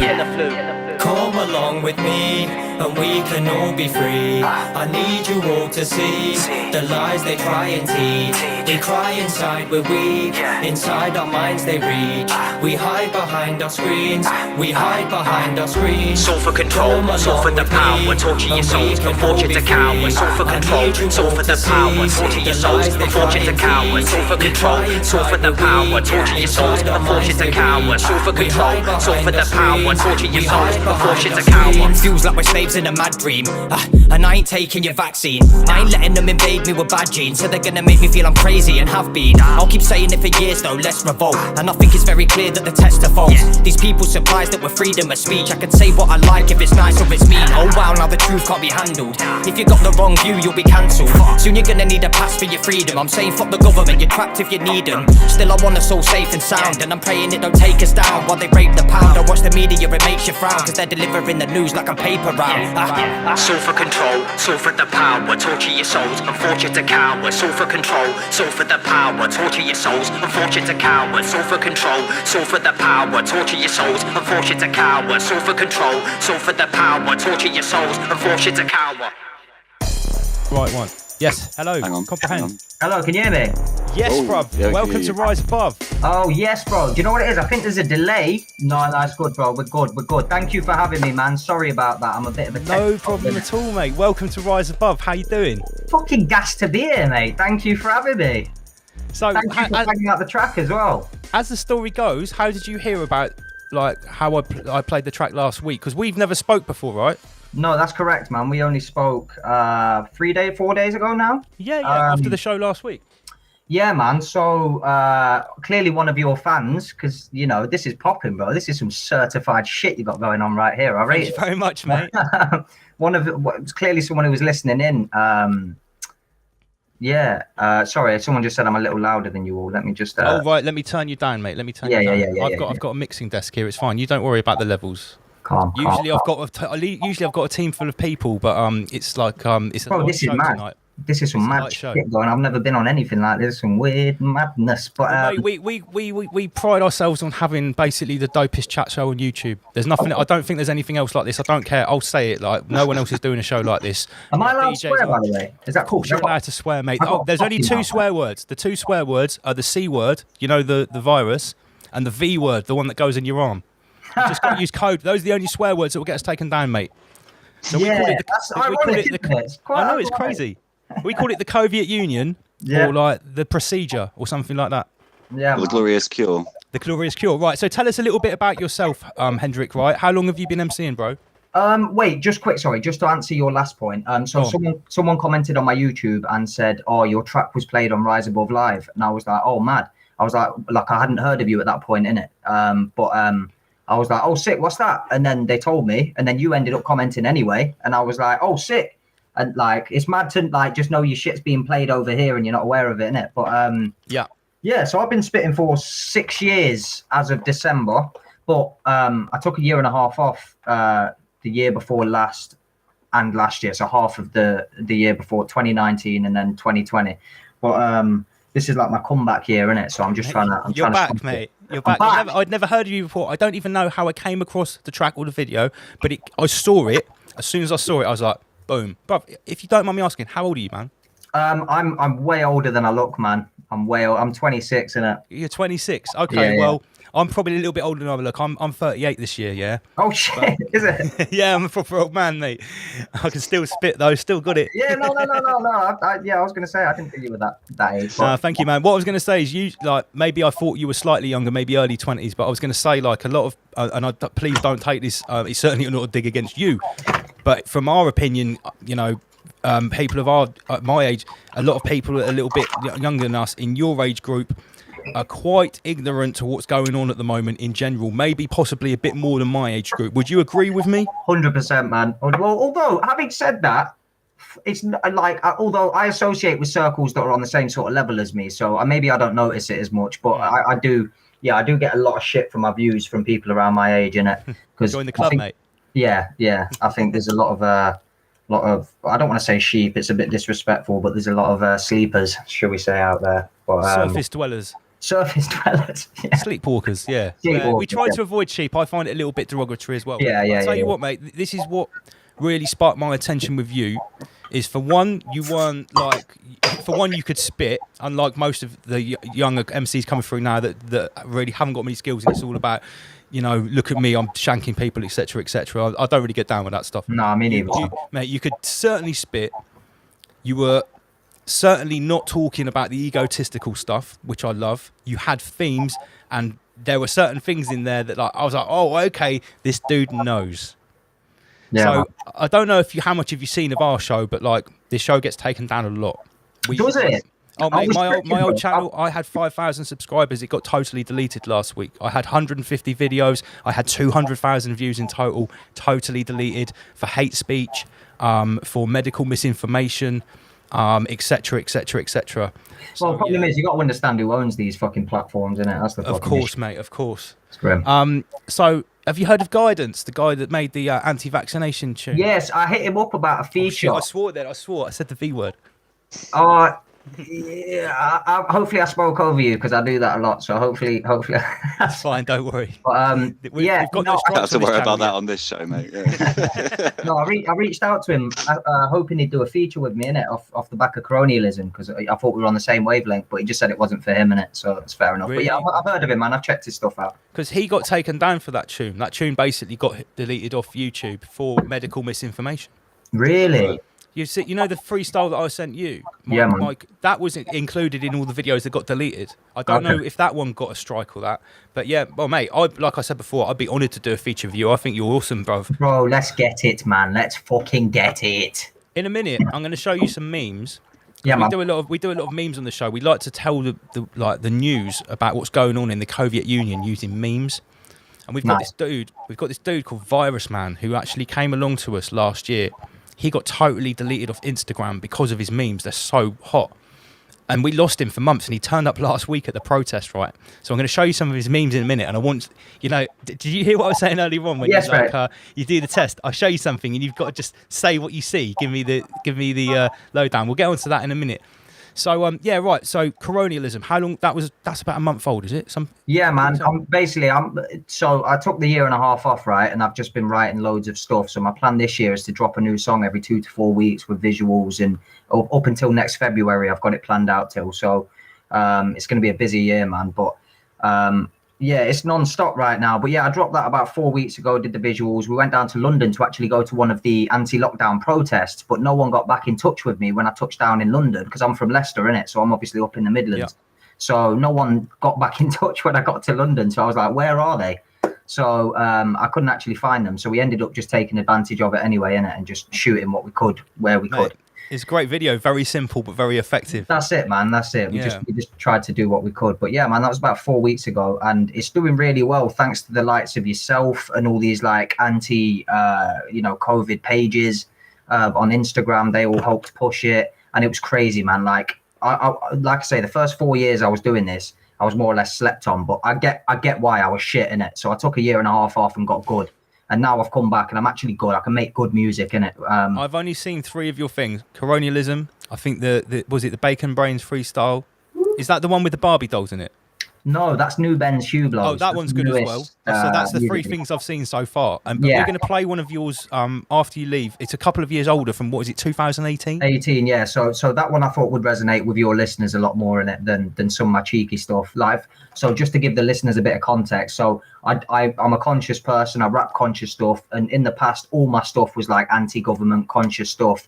But I kind of got a bit bored with making the same sort of stuff over and over. And I didn't feel it was representing me correctly as well. So I thought I'll make some stuff that represents me correctly and obviously talk about that. But all my stuff is conscious. It's just some of it's funny, some of it's, that sort of have fun with it, mate. That's it, man. That's it. And I kind of fell out of love with it for a while. So I had to take a little break and recalibrate and come back better. Recapitulate. Yeah, man. That's the one. Recapitulate. Yeah. So, right. 2020 when did you start having your break? Was it when all this shit started? No, it was mid 2019. Mid 2019. July 2019. I dropped like my last track of like my previous era, and then I just took some time off and got my branding, marketing down, and just thought about things and strategized a bit. So you've said you've always been on like a conscious anti-government tip, anti-establishment, trying to tell the truth and that. So rewind to January, February, March 2020. When this stuff it's in the news cycle, there's loads of things on the media scaring you about it, like they did for every other pandemic, right? But when it first started really rolling out, what was the tipping point for you when you realised, or I'm assuming you realised, whoa, this is something a bit different. Maybe this is what I've been researching for a while. Yeah. What was your take? So even 10 years ago, I was watching videos saying something like this was coming in it, and the reasons behind it and how they were building up for it. Obviously, I didn't know the specificity of it, but yeah. So I knew something was coming. But then when I first heard about COVID and what they were doing and that sort of thing, so a friend of mine sent me a link. Gosh. Sorry, you did a swear. Gosh. A friend of mine sent me a link to a video, and it was basically I think he was an African geezer, and he was basically explaining what was going to be happening over in Canada over the next 6 to 12 months based on COVID. And it more or less all of it came to fruition. The only part that hasn't just yet is the COVID the vaccine passport. Oh, sorry, I can't say that word. I mean the procedure passport. It's all right. I'll let you off. Right, next time you come on, I'll take your PayPal details before, and it's £10 a swear word, yeah. I'm down. We'll have a swear jar, mate. We'll have a swear jar. It's good, mate. Everyone does it. I'm all right. I'm being over careful. On my old channel, that would have got us banned. This channel, we haven't even had one strike yet. Touch wood. The old channel, I thought I had one strike. I was like, don't tap them, Lance. If I get that one, that we get a strike. If I get you that strike, then I will allow you to strike me. I would never strike you. Right, but so yeah. So you like most of the people watching right now, over your years of investigation and research, you knew that there was a coming event. Yeah, man. Yeah. I'm not gonna lie, I thought it might have been zombies or something like that. But war. No. Yeah, something like that. But I wouldn't rule out anything yet. we all knew a huge narrative shifting event was coming in it. It was just all in how it was going to be done.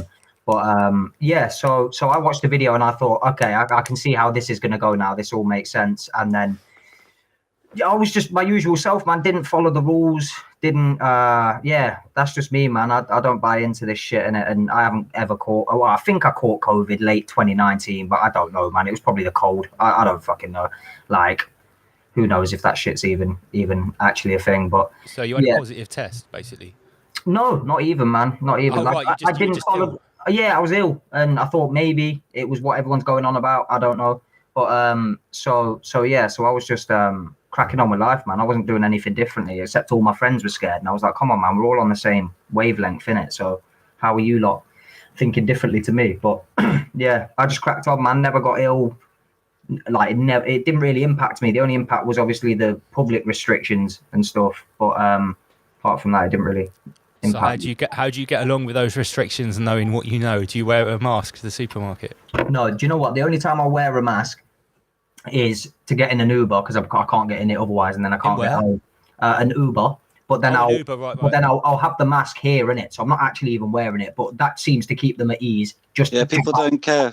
No, they don't care. Look like you're making an effort. Yeah, that's it. I guess when you're inside someone's car in their own personal confined space, you got to respect that. Yeah. Exactly. When I get a cab, I always say to the cab operator first. I say, listen, I'm COVID exempt, so I won't be wearing a mask. Please, can you check with the driver first if that's okay? Make sure it is okay, because I don't want to have an awkward situation in the car. Yeah, that's it. So, I mean, the way I see it is they're only effective for a maximum of 15 minutes, and that's if it's brand new in it. So they're not telling people that, though, are they? If someone's spitting in your face that's got COVID, it's only effective then, isn't it? Let's face it. Yeah, exactly. Take it to the furthest thing of like, is any of this actually what they say it is? Well, yeah, okay, if you're ill and you're coughing and spluttering, then just don't cough and splutter over people. Yeah, just stay inside like you would normally, innit? Like it's common sense, man. That's what pisses me off about this whole thing, man. The whole thing is just common sense, and it's like no one's got any of that. It's like, do you not understand? Like, what? So, like, I'm standing 2 meters away from you, and I'm not wearing a mask, and that's going to make a fucking difference. Yeah. It's just stupid, man. It makes no sense to me. It never has. So, yeah, that's the way I see it. But like I say, the only time I wear I don't wear a mask on the train. I don't wear a mask on buses. I don't wear a mask like anything like that.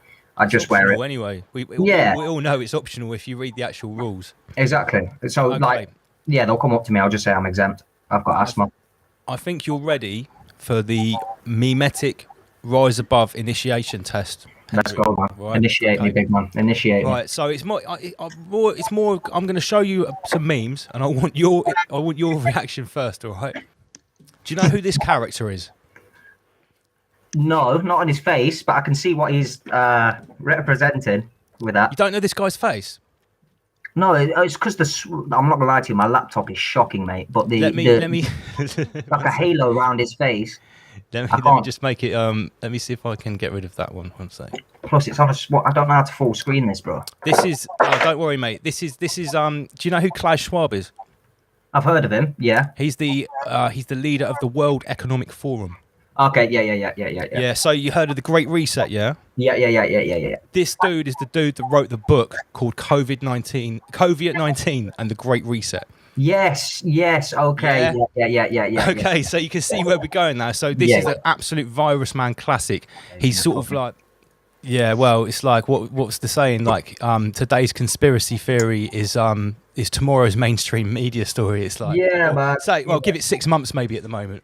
Right. So this one's a little bit deeper, right? Because this is like.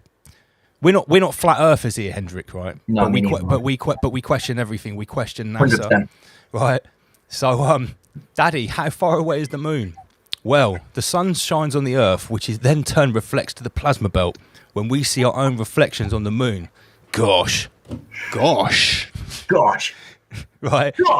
Yeah, this one's kind of deep because this is like a whole new different theory that isn't round or flat Earth. It's about like how the moon is actually a fucking plasma filled reflection. This is more than 33rd level rise above shit.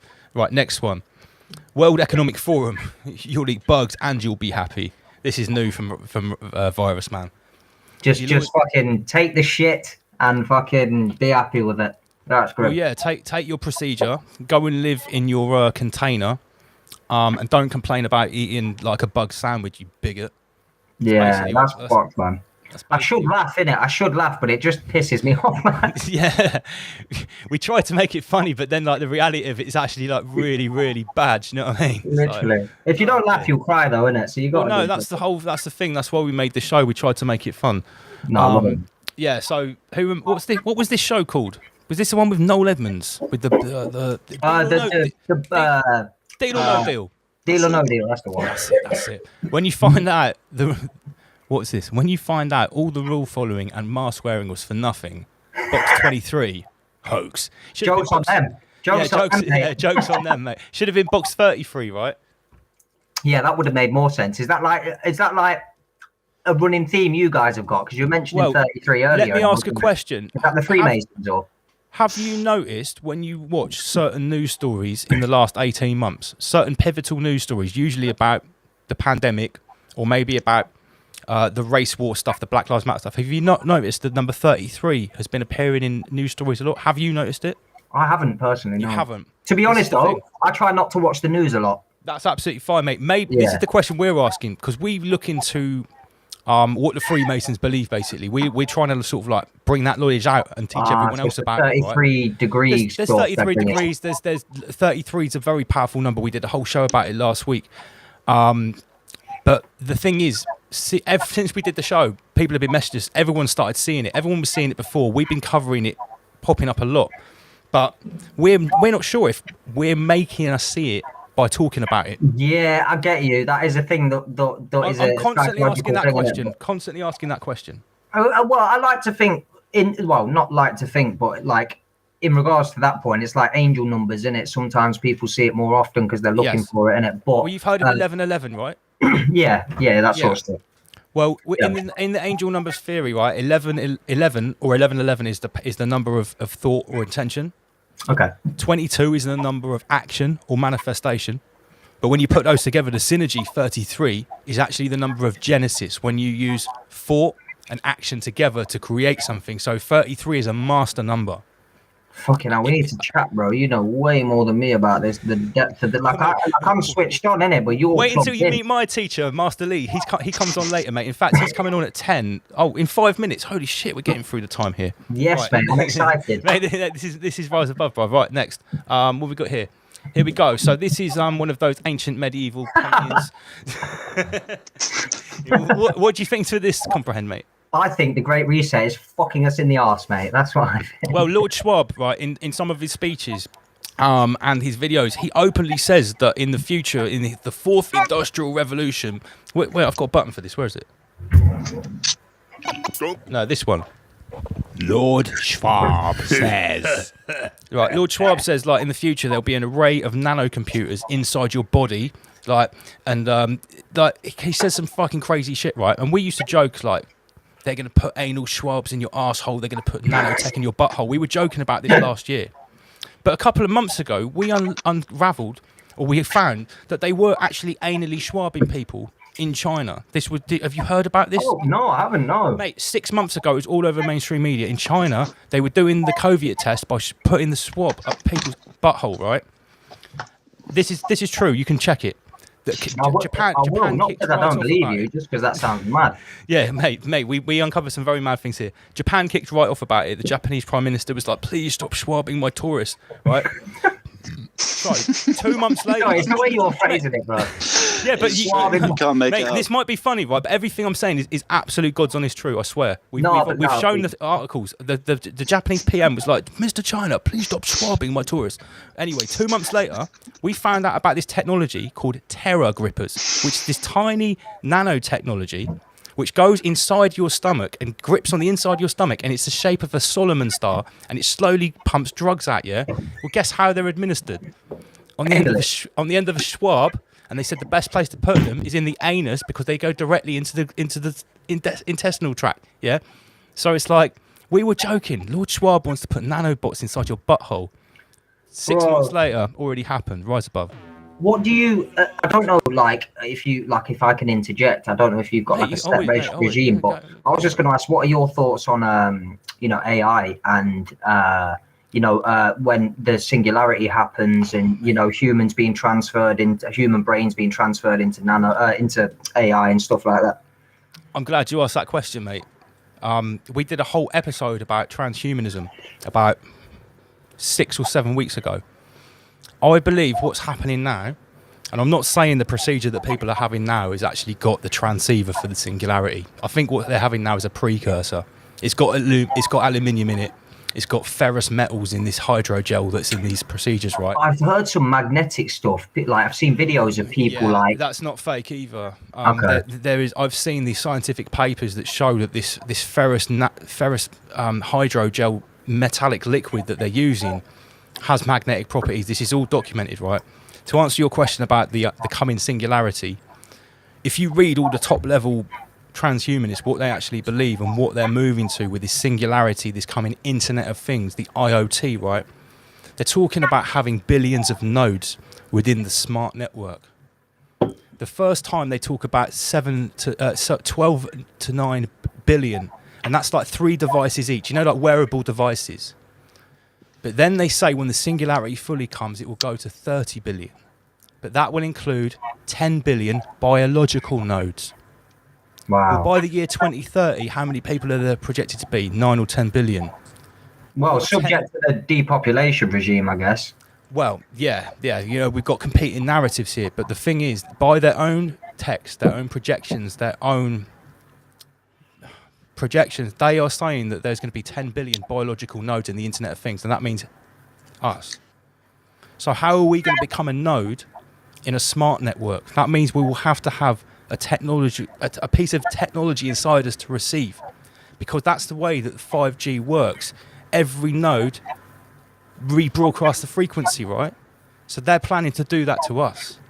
So yeah, the fourth industrial revolution. Like, the UK government brought in a paper 3 weeks ago about human augmentation. It's like some Deus Ex type of stuff. It's exactly what we're talking about.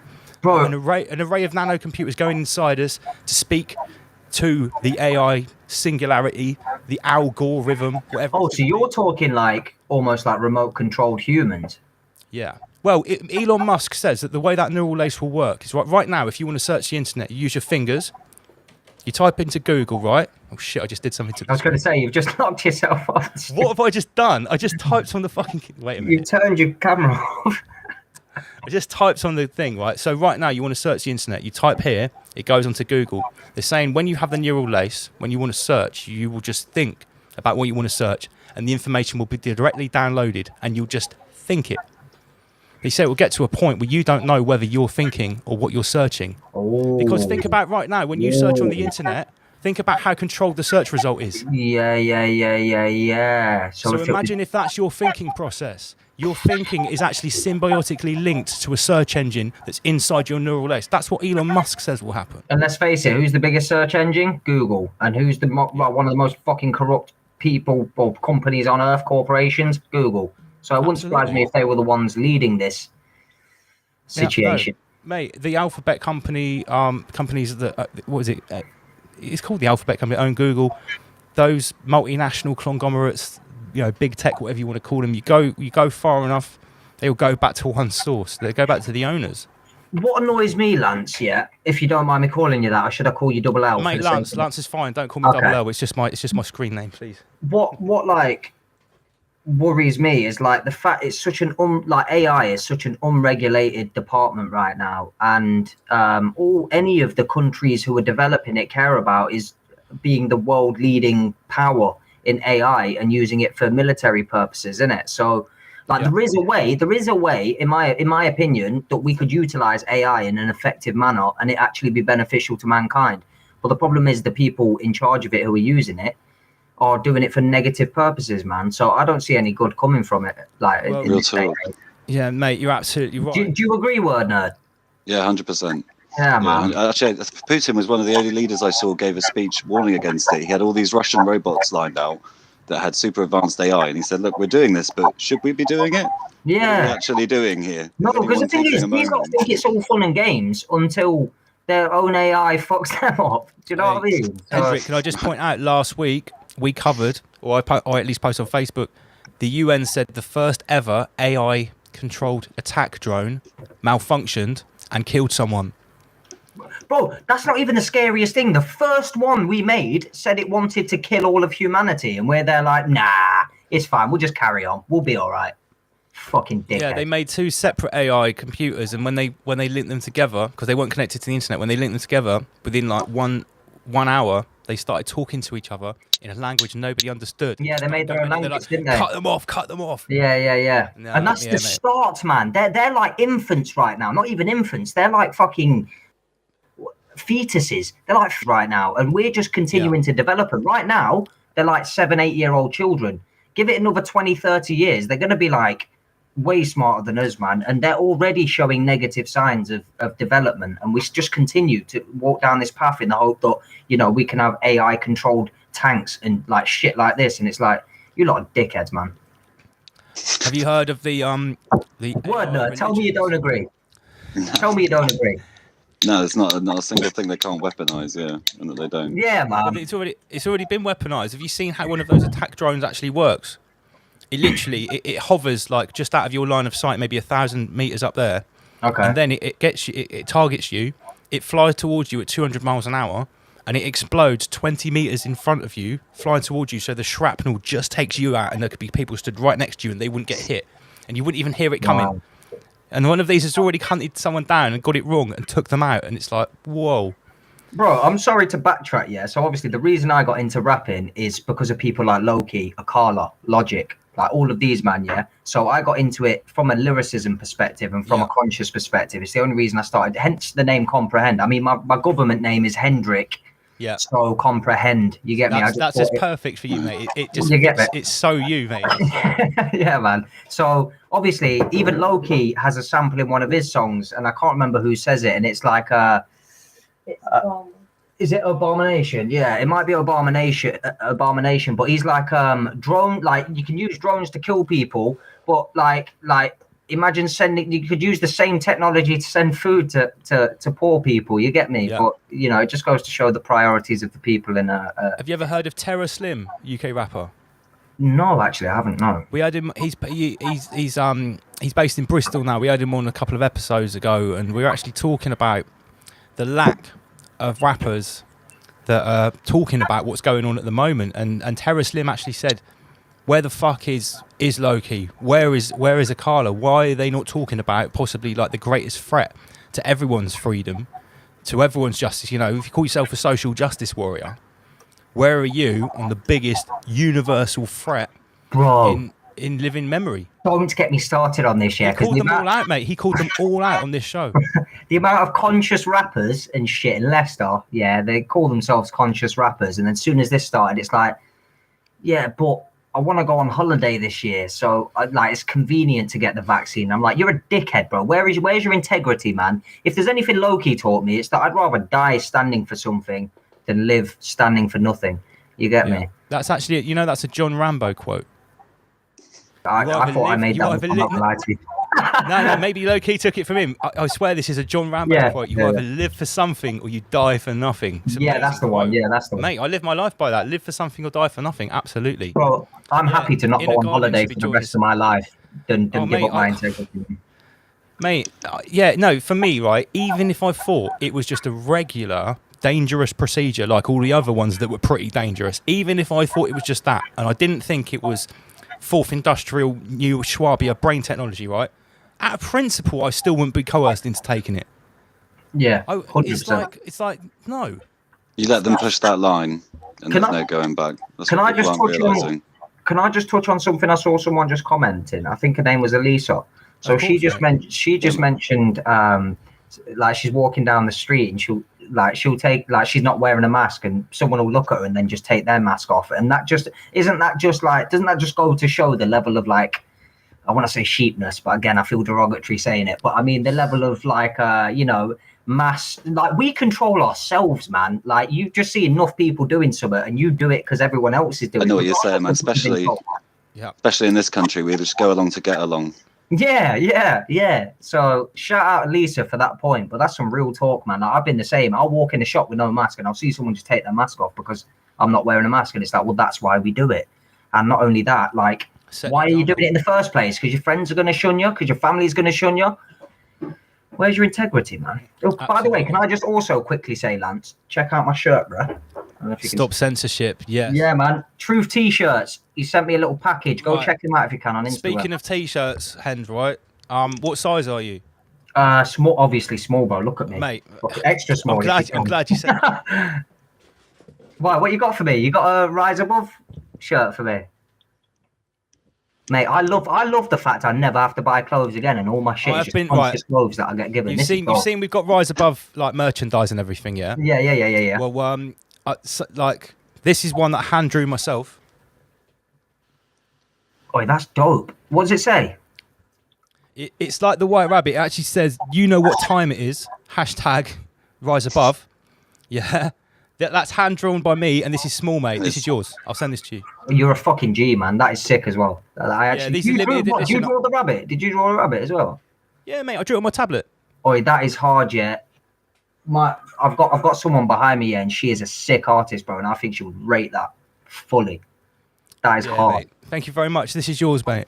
Oh, you're a G. Do you know what, bro? I'll come and get it from you in person. I'll come take a trip mate, down. I'd love to have you down. Oh, we've got someone else with us. Let's say hello to Inner Guardians, aka Master Lee.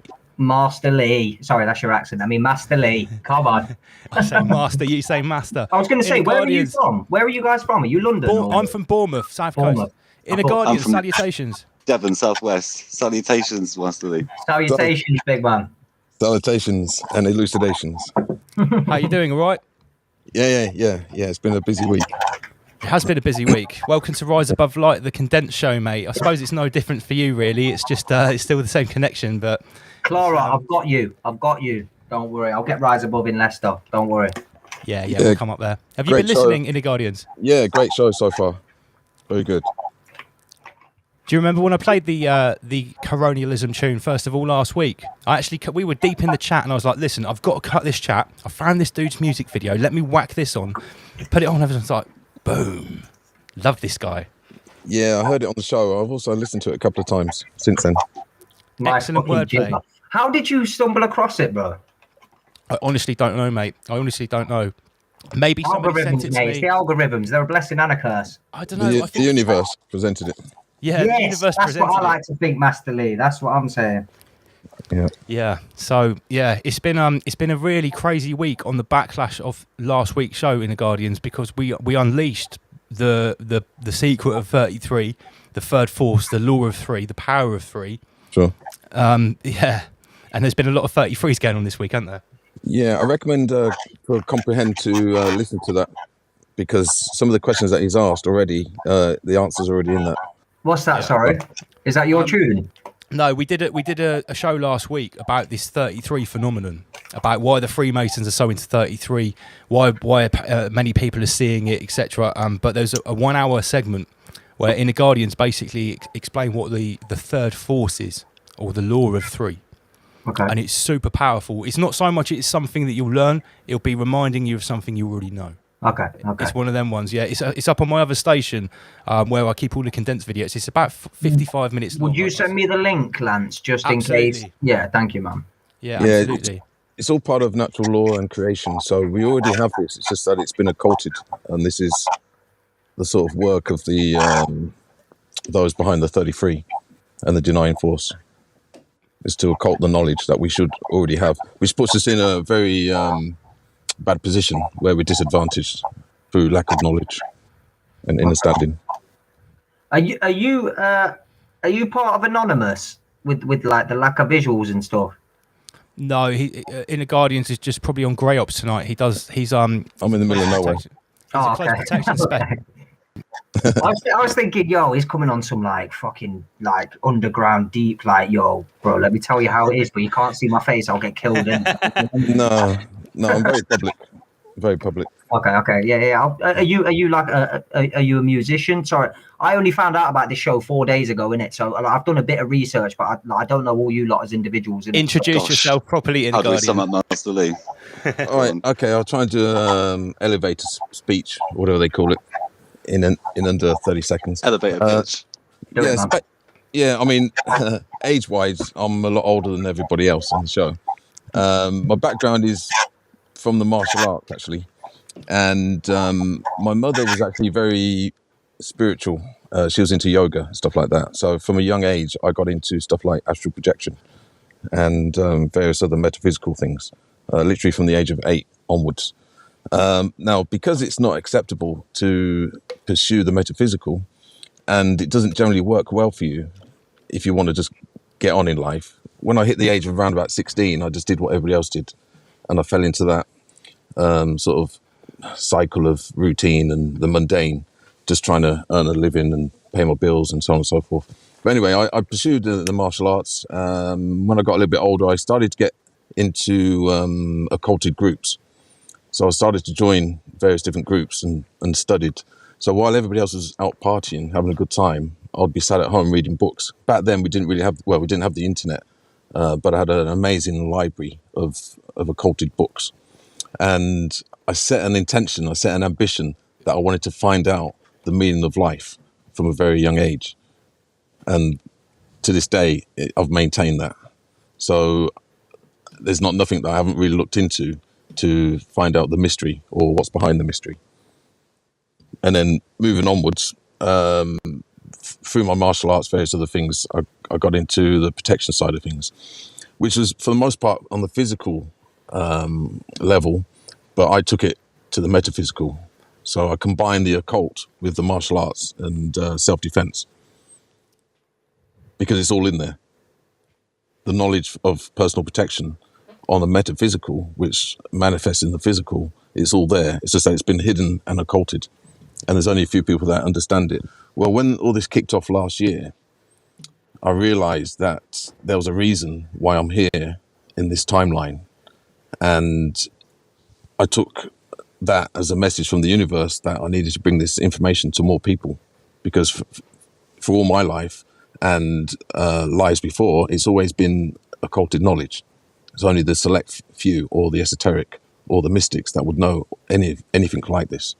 Well, we're at such a stage in creation that this knowledge needs to be encapsulated and released into the common consciousness of humanity.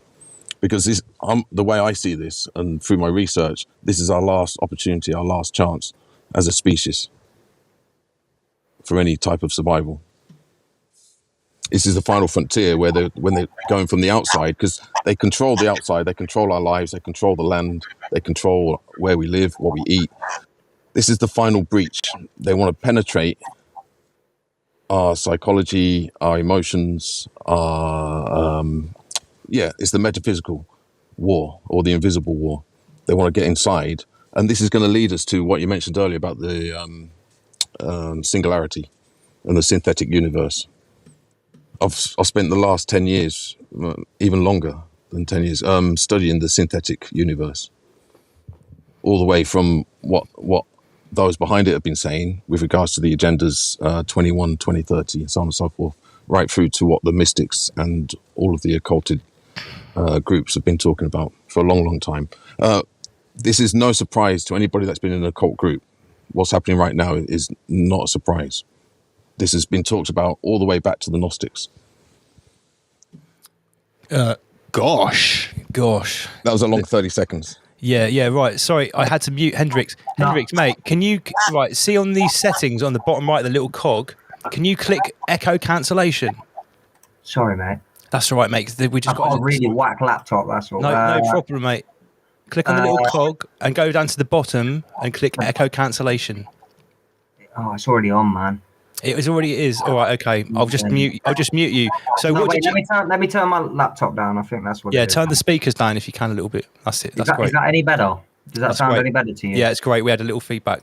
So yeah, that was Inner Guardians' little intro. That this is why this dude is part of the team. As you can see, this is an esteemed character, not only in martial arts and physical protection, but also in the metaphysical arts too. So we unleashed the power of 3 last week, I believe. And we've seen some ripples in the Outerverse since that happened, in my opinion. I know you've seen it in the Guardians. Yeah, just as a side to that, I've had a lot of feedback about last week's show. Very positive, very good feedback. It's helped a lot of people. Absolutely. I've been asked quite a few questions as well. We'll probably cover a few of these questions on tonight's show. For real. Yeah, so, okay, we've assembled the team. Hendrik, I can see we've sparked your attention, bro. Bro, my mind is fucking blown right now, man. Welcome to Rise Above. Man, because rise above, generate, rise above, extinguish fear, rise above, abstract. Sorry, I'm all on the jingles. Welcome to the family, mate. Welcome to the family. Crack one open. It's Friday night. If I could have wheeled up Master Lee's speech, I would have, man, but... Mate, everything is recorded and we've got it all on YouTube, all of the teachings, and we're breaking it down, uploading it. Inner Guardians, Master Lee also has his own channel where all of this is like in detail, mate. Bro, I'm going into that, man, because I've been in this situation recently where like I don't know how to say it. Like I was on all of this stuff, doing like researching this stuff regularly, and then it kind of got to me, man. Like it started really messing me up a little bit, so I had to take a little step back. But I know there's certain things you can look into that are just like they just resonate with you, innit? It doesn't have that negative feedback type thing. And like a lot of what Master Lee was saying then is like the kind of stuff I always try and connect with, but like it's hard to find certain, like, you know what I mean? There are certain techniques as well when you're taking in this knowledge, and certain frames of mind you can put yourself in to avoid getting negative as well. And that's the whole reason we do this show, right?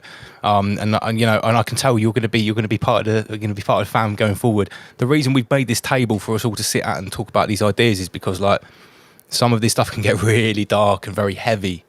But we need to be able to talk about it lightly and to enjoy it and to open it up and to look inside. Bro, someone called Sam has just said, welcome to the full rabbit hole, comprehend, and that's how it feels right now. Yeah, right. So we've got this thing, yeah, we say like, you can dive down a rabbit hole. You can go down a rabbit hole, which is great, but if you get lost in a rabbit hole, you can't see out of it. It's much better to look at the whole rabbit. Don't dive down a rabbit hole, dissect the whole rabbit, and that's what this show's all about. We try to like zoom out and look at everything from every different point of view and try to see what's going on. Yeah, man. Make sure you're wearing your metaphysical PPE. Your metaphysical protection mask. Bro, I think I ran out of that, man. I'm trying to straighten myself out right now. I fell into a pit of like smoking weed all day, drinking alcohol all day, smoking cigarettes all day, not meditating enough, not getting enough exercise, and it really fucked me up, man. So I'm at a point now where I'm trying to draw it back in it. So like this is day 5 of not smoking weed. So if you lot see me smoking loads of cigarettes, that's why in it. I'm finding it hard to cope. I'll let you off. Yeah, in it, like yeah. It's a coping mechanism in it. But like real talk, like I agree, man. You got to treat your body like a temple, and I haven't done that for the longest time, man. Yeah, and you got to treat your mind like a mental fortress. Yeah, and that's what the show is all about. Right, I have to go to the toilet, so we're going to take a micro break of 4 minutes, and we're going to play your tune, which is what's the 2018 tune called? Yeah, so this is 2018. This was one of my favorite tunes I made. Like even still to this, that's why I sent it you, because I thought this will resonate with your audience. But the references are a bit outdated, but I think you lot will still appreciate the lyricism and the vibe and whatnot. Mate, I'm looking forward to it already. I'm just ashamed I'm going to go to the toilet and I'll miss half of it. Right, we'll be back in 3 or 4 minutes. Comprehend, don't go anywhere, mate. I'm here. All right, see you in a bizzle. Yeah. Politics. Check it. Yo. I talk a lot about problems, never give solutions. It's probably cause I ain't got 'em and that shit's a nuisance. Body's always feeling rotten like this kid's a mutant. My views are seen as shocking, but to me they're proven. Before we carry on, I think some things need addressing. There's no magic one, so change will be our cheapest weapon. We formed a tragic bond between our leaders and progressing. It's like the saddest songs repeating and it feels depressing. We'll keep this lesson, if every sheep were henchmen, that's like 6 billion people reaping apprehension. That's some mad aggression, which leads to sad expressions. The quicker we find peace, the quicker we'll have blessings. I know I've got too much humility, it limits me. Everybody looks the same, they're mirrored like it's symmetry. Everybody wants the fame to feel they're in a different league. Cause we've lost all our aims, so spiritually we're living bleak. Politics is business, and they're not honest, they just want it for the riches. And the profits will come off it with your pitches. Playing with lives, you're acting like some big kids. Yeah. Politics is business, and they're not honest, they just want it for the riches. And the profits will come off it with your pitches. Playing with lives, you're acting like some big kids. I've been watching what the news says, and trust I ain't amused, they push to make the truth fade like Bush was in his youth days. Their power's too great, cause money found a new way. There's always pain coming from their mouths like a toothache. Now Donald Trump's a farce, and he's a waste of space. This guy's got 10 cars and clearly needs his brain replaced, cause he would buy a yard before he helped his mates. And this cunt is the man in charge of the United States. He said he started his life broke with $1 million. Inside he knows that he's a joke and he's willing to rob us. His hands around your throat when you were killed by them coppers. His propaganda's what provokes all the militant bombers. Donald says that global warming is a myth, when in reality he really should be warning all the kids that what we're doing is destroying where we live. And we're human, so we can't survive if poisoned air exists. Politics is business, and they're not honest, they just want it for the riches. And the profits will come off it with your pitches. Playing with lives, you're acting like some big kids. Yeah. Politics is business, and they're not honest, they just want it for the riches. And the profits will come off it with your pitches. Playing with lives, you're acting like some big kids. You're gonna have to accept change like a homeless man. When we awaken in our brains like I know we can. We live in a forsaken age where the Holy Land is only written on a page cause we're slowly damned. We spend our lives in the confines of the law, where slavery was legal and a plant that holds a cure can still be seen as evil when a bank with gold is pure. Which shows this world's unequal, they don't want our souls to soar. The stock market is fixed to benefit the rich, and there are armoured pigs ready to split your wig. But it gets darker than this, cause while you hit your spliff, there are starving kids who wish they never lived. It seems to me the time to rise is more than overdue, cause people have to flee their country just to eat some food. And though Theresa May is comfy, we all need the truth, because without it we will rubbish who believe the news. Politics is business, and they're not honest, they just want it for the riches. And the profits will come off it with your pitches. Playing with lives, you're acting like some big kids. Yeah, politics is business, and they're not honest, they just want it for the riches. And the profits will come off it with your pitches. Playing with lives, you're acting like some big kids. Politics is business, they just want it for the riches. So come off it with your pitches. Playing with lives, you're acting like some big kids. Yeah, politics is business, they just want it for the riches. So come off it with your pitches. Playing with lives, you're acting like some big kids. Rise above. Welcome back, Mr. Comprehend. Did you make that jingle yourself? That's part of the tune called Rise Above that was created before this station happened. I'll tell you the story, right? I've been onto this stuff for 20 years. I've been MCing for 20 years. I'd always sort of mentioned like you'd be conscious anti-establishment. But when all this happened, I had my MCing career cancelled, which now is actually mainly combat sports. I do like MMA, I do boxing, on TV, all cancelled. And everyone's like, you need to start doing a podcast. You need to stop posting on Facebook, make a podcast. Had the tune Rise Above. So I was like, use that. I'll send it to you. It's a whole tune. Yeah, please do, bro. Please do. We have to collab. Do you know what? I've got a tune that I've half written. We have the beat. I've got 2 16s or maybe 2 32s. It's about the Great Reset. I reckon you should have a feature on it, bruv. Because I haven't recorded it yet. I'll send you the beat. I'll feature on one of yours. I'll feature on one of yours. You feature on one of mine. I love that. Gosh. Let's get everyone else back. Welcome back in the Guardians. Master Lee. Salutations. Elucidations. Oh, crazy old week. Welcome back, spoken word nerd. Hey, Comprehend. Yo. Is that how I should address you? Or yes, Mr. please. Yeah. Yeah, you mentioned about that you thought it could be something like a zombie apocalypse or something, yeah? Yeah. From your research, yeah. Well, you're not wrong. you're kind of right. And I'll say this for everybody, not just for yourself. The word apocalypse, yeah, it's in the common consciousness, mainly through zombie movies and video games, yeah. Well, most people don't realize what the word or the real meaning of apocalypse. I guess a lot of people will take it probably from Revelations or something, yeah, meaning like the end of the world.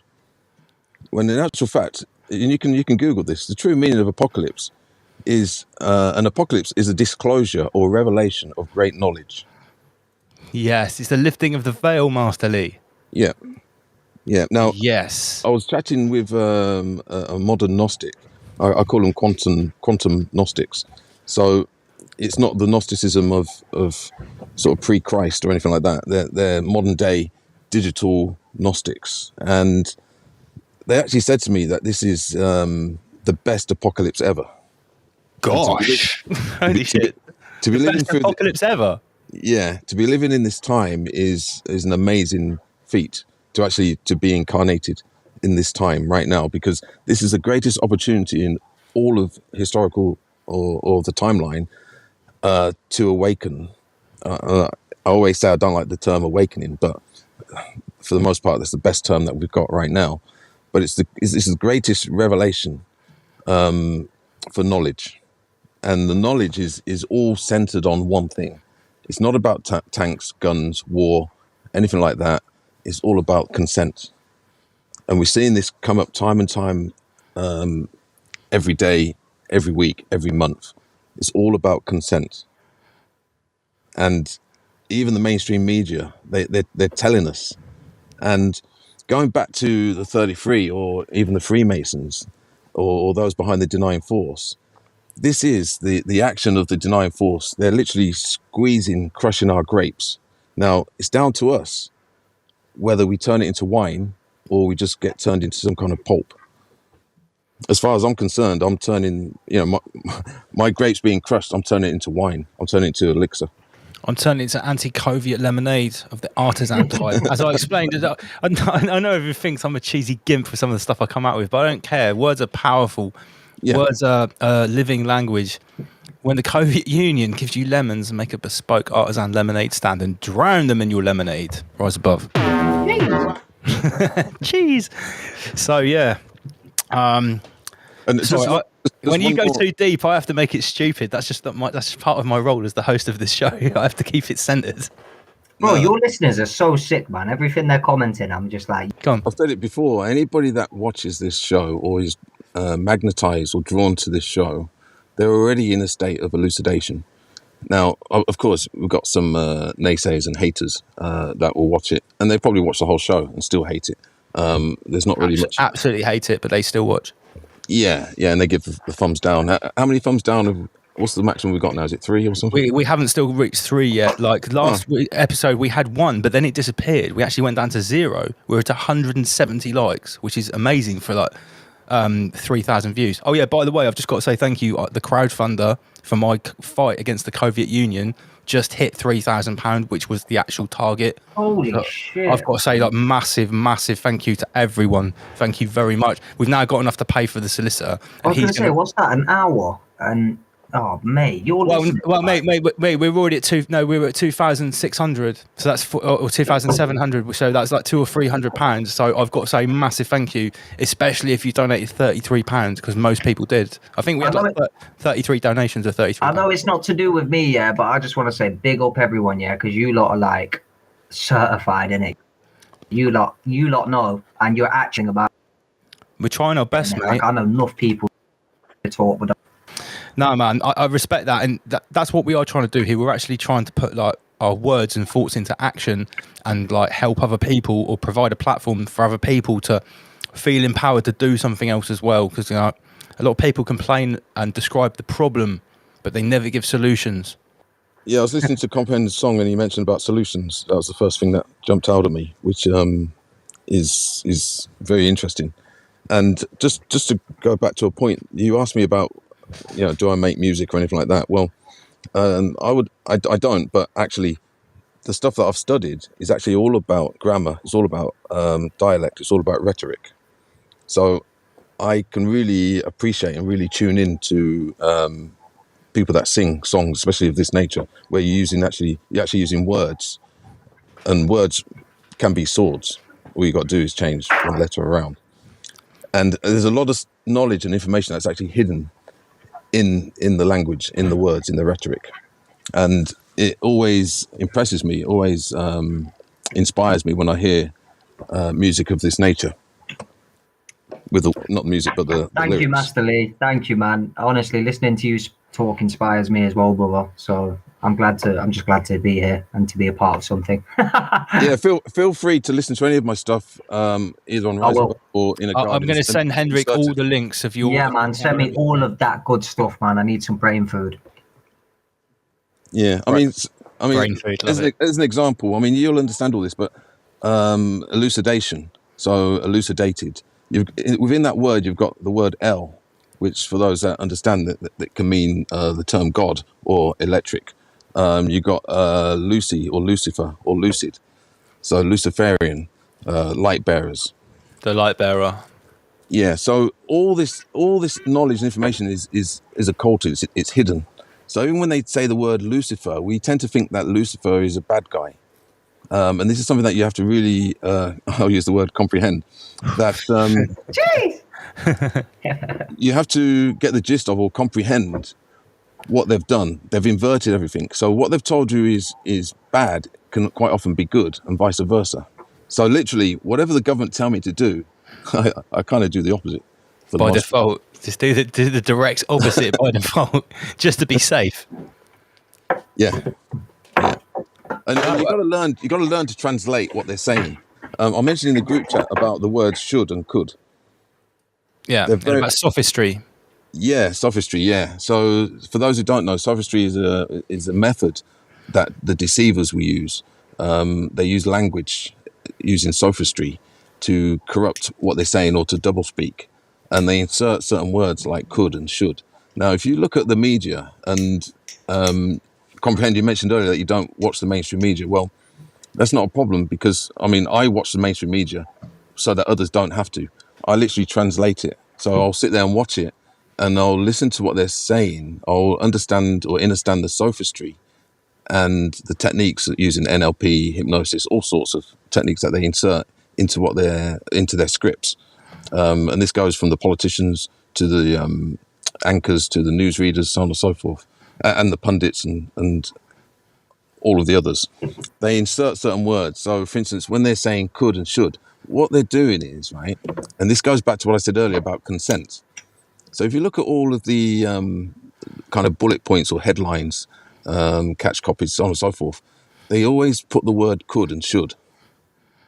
Now, what they're doing is they're insinuating consent. So they're trying to get you to consent to something. So if you look at what's happening right now, nothing's actually mandatory. It's like, you know, you should do this, but you don't actually have to if you don't want to. It's social conditioning, isn't it? It's more the people leading the people more than anything, I think. Yeah, and that's because they're abiding by the laws of natural law and law of creation. I've mentioned many times they could easily just put a gun to all of our heads, but because they're going, this is the sort of the grand construction of humanity. They're trying to get us to put our own guns to our own heads. The apocalypse of consent. Yes. Yeah. Well, not really an apocalypse in the sense of the proper definition, like you said earlier on, because an apocalypse is actually like the end of potentially one cycle, the start of a new one, and unveiling a releasing of information. But what you're talking about is actually sort of genocide by consent. Using apocalypse in that term, because that's self-slaughtering. Let's go straight to the whole rabbit. So that this is your coined term, self-slaughtering, which is actually what we're witnessing now. The consensual self-slaughter of yourself. Sometimes, you know, at a procedure centre.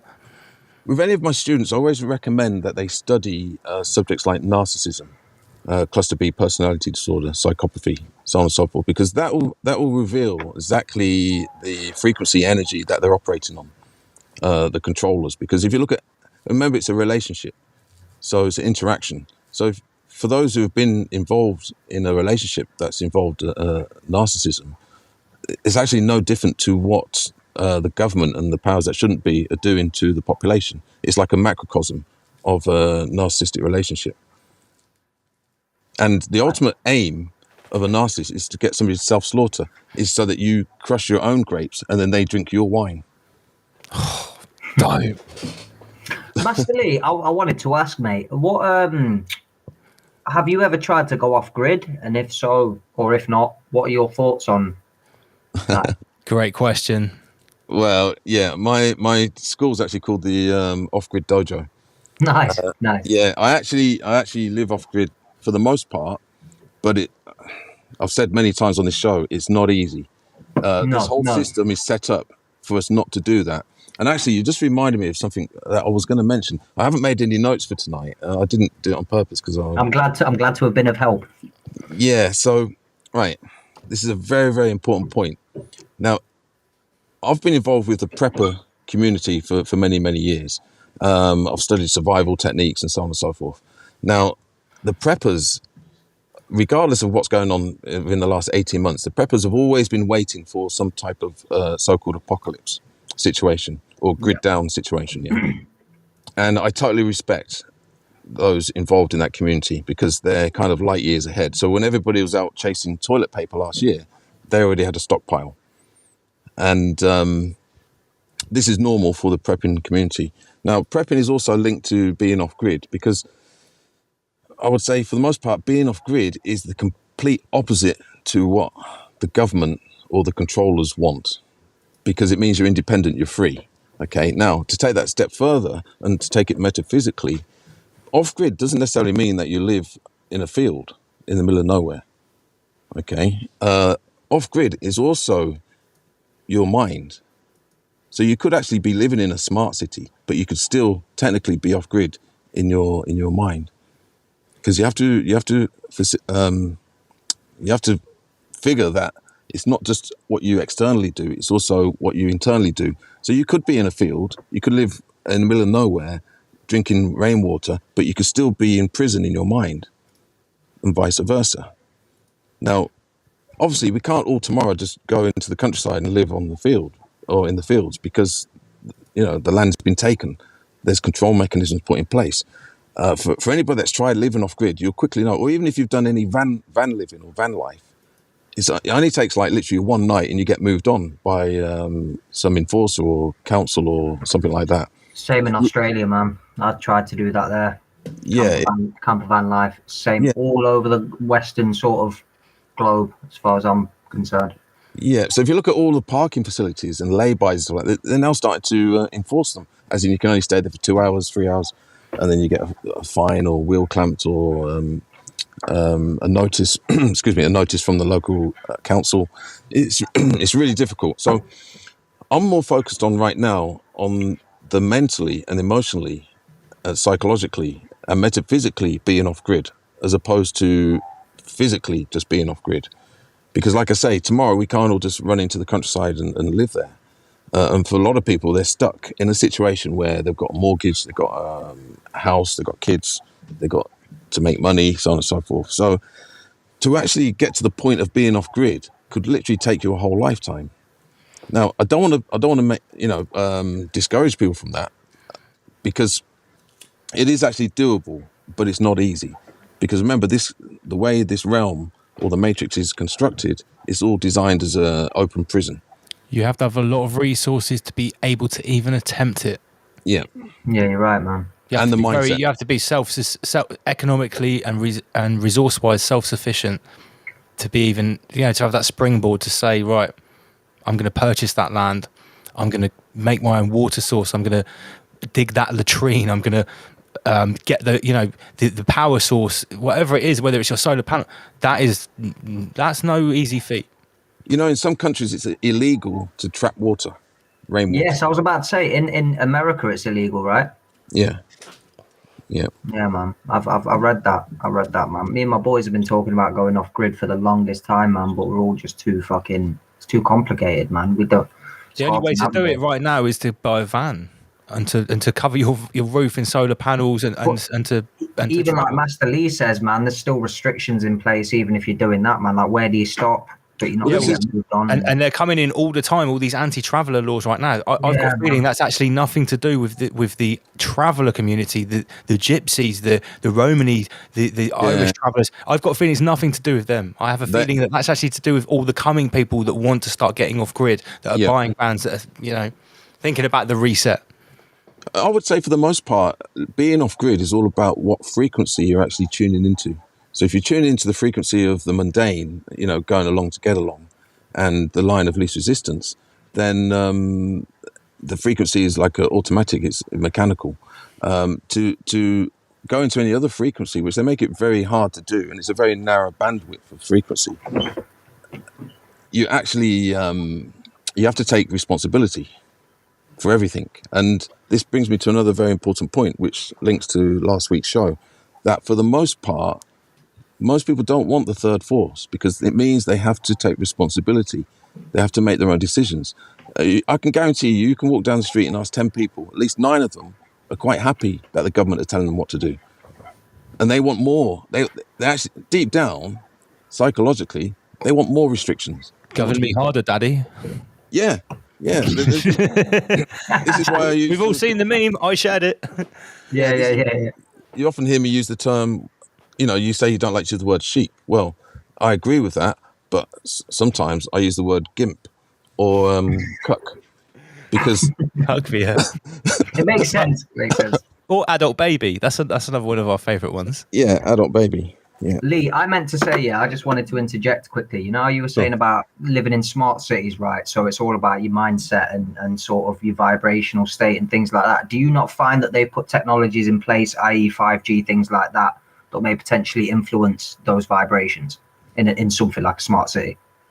Yeah, definitely, yeah. But even with the, what we call it now, procedure or the glorious cure, in my opinion, that can be overridden by the intangible, by the metaphysical, as in intent, aim, imagination. So I'm not laughing at you. I'm laughing at someone's just. Oh, Lee Gould has always got the funny comments. Schwab, my babies. Schwab, my babies, one more time. I had to put it on the screen. Sorry, Inner Guardians.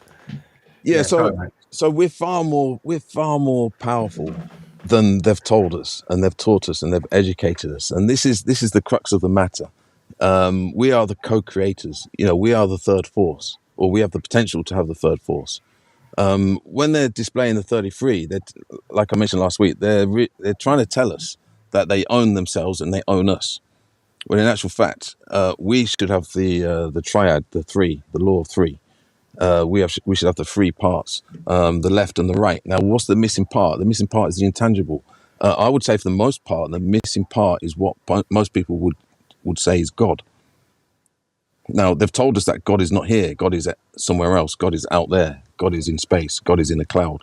I think that's a massive deception, and that's the biggest trick that was taught to humanity through the channels of most mainstream religions and religious teachings. Because what you got to remember, most religious teachings went through the filter of the kings and the queens and the controllers. So they only tell us what they want us to know, and to put us into, when we're seeking liberation, unfortunately, we're put into a deeper state of enslavement.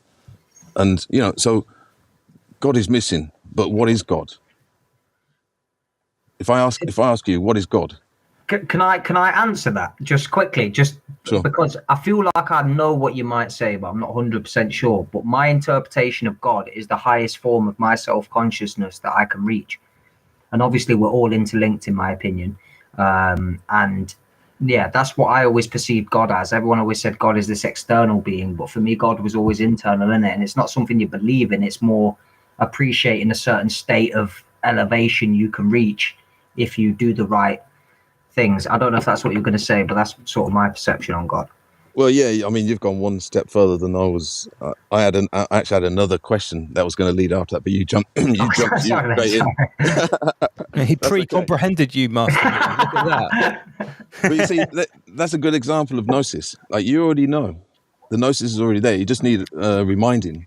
And this is why shows like this and speaking to various different types of people and having a certain state of mind of being able to receive impressions and observations is critical, because all you're going to do is remind yourself of what you already know. You've already got the gnosis. It's just through our education system that gnosis, or particular gnosis, has either been corrupted or denied us. So my next question was going to be, what is God? The next question is, what is God to you?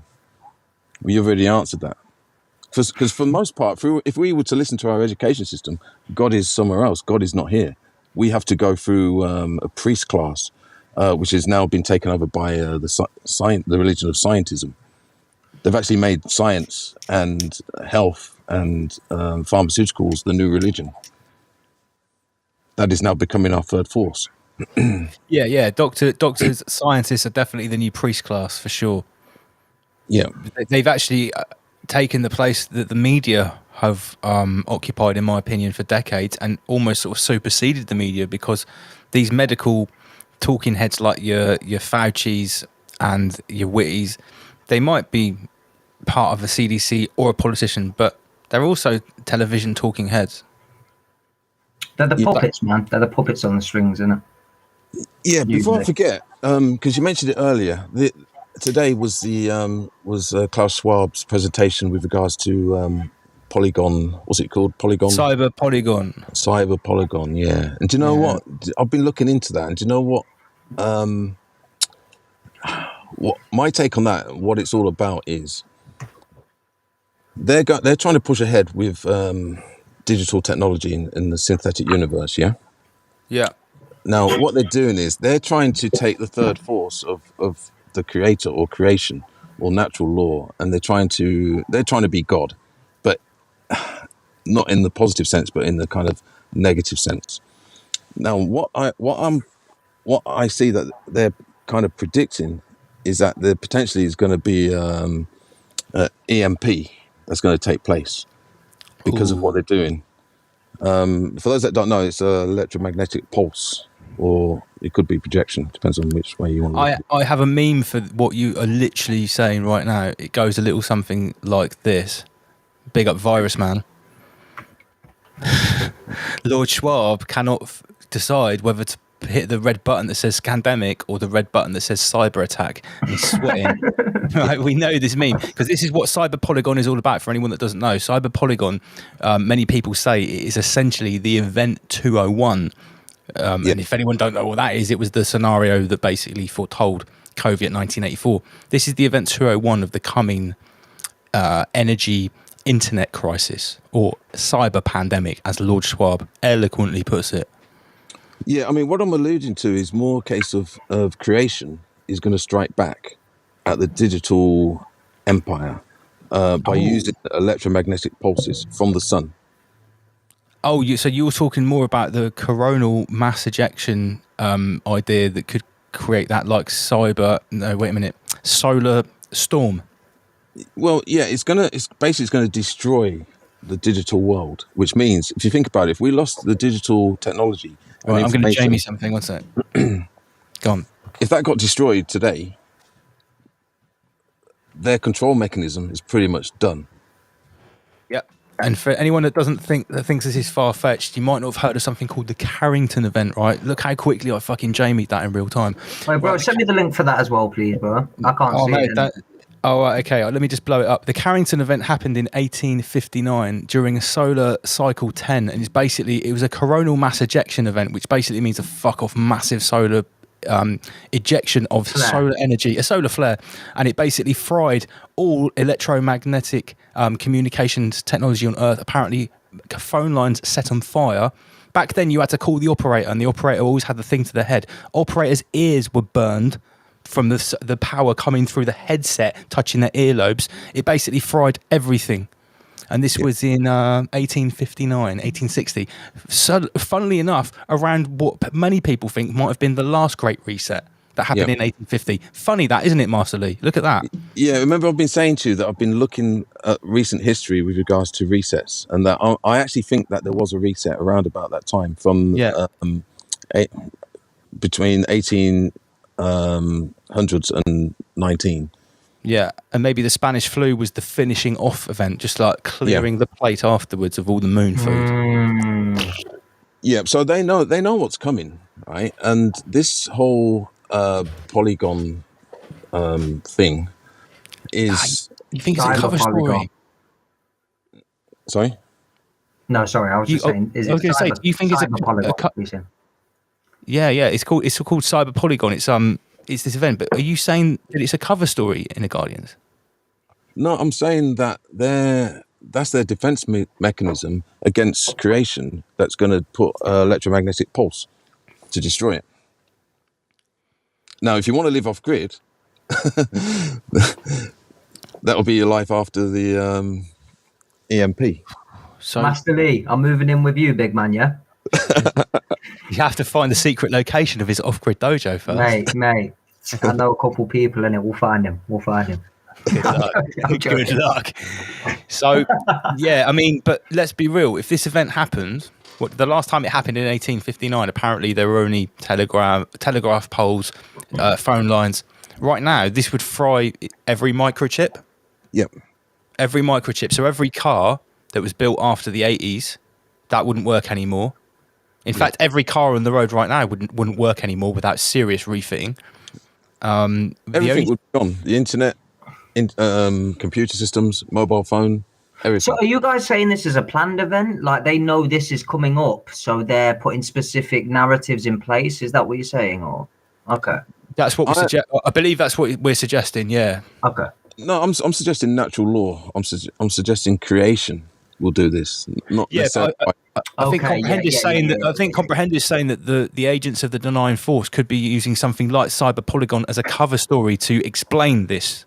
So yeah, that's right. Right. Yeah. Okay. Sorry. Yeah. That's what he said. There's a lot going on. There's a lot going on here, but I think we're all on the same page. Yeah. I mean, I think it was last night. I said, look, how deep down the rabbit hole do you want to go tonight? Well, this is kind of this is just touching the surface of the rabbit hole. because many people thought that this was going to happen actually last year on December the 21st, because there was what is called a mass coronal ejection. And if you look here, this is called a solar coronal mass ejection event, a CME. Now, coronal, is this a coincidence? What does corona mean? It means crown. Yeah. It means what, sorry? Crown. Crown? In my freestyle, corona, the crown of your highness, not the molecule inside your sinus. This ain't it's a crown, yeah? So maybe the coronal mass ejection on December the 21st was just a little wet squib. But there could be something like the Carrington event. I mean, if this happened right now, yeah, I mean, we'd be absolutely screwed. Well, I've always thought something like that would be more useful, especially to the powers that be, when we get to a day and age where we've got like self-driving cars and like, do you know what I mean? Things like that. And then if this happens, the only piece of technology that would survive it would have to be sealed inside a lead box or inside a lead lined bunker. That's what I'm saying, but I mean, my whole thing is they're just trying to kill as many people as possible, isn't it? So I figure if there's like self-driving cars and shit going on, I mean, you lot are obviously clearly way more clued up than me. I'm learning a lot here, especially from your fans, like the people commenting. I'm breezing through their messages, and I'm like, we can make a show just about what's contained in the chat room. Like often, me and Andy, my co-host, he's not here tonight. Sometimes we're chatting away, and he's like, "Have you seen what they're saying in the comments?" I'm reading it all, man. Like I'm very like bouncing from one thing to another. I'm not the kind of guy who can sit there without looking like a nervous wreck in it. So I'm like constantly reading the comments, listening, doing 20 things at once, and these lot are smashing it, man. The things they're saying, I'm like, what? We often say that this show's like a rabbit hole assault course. It's like you can't just dive down one different rabbit hole because there's like so many ones are presented. You're just like, it's like boshing the rabbit when it comes out the hole. Right.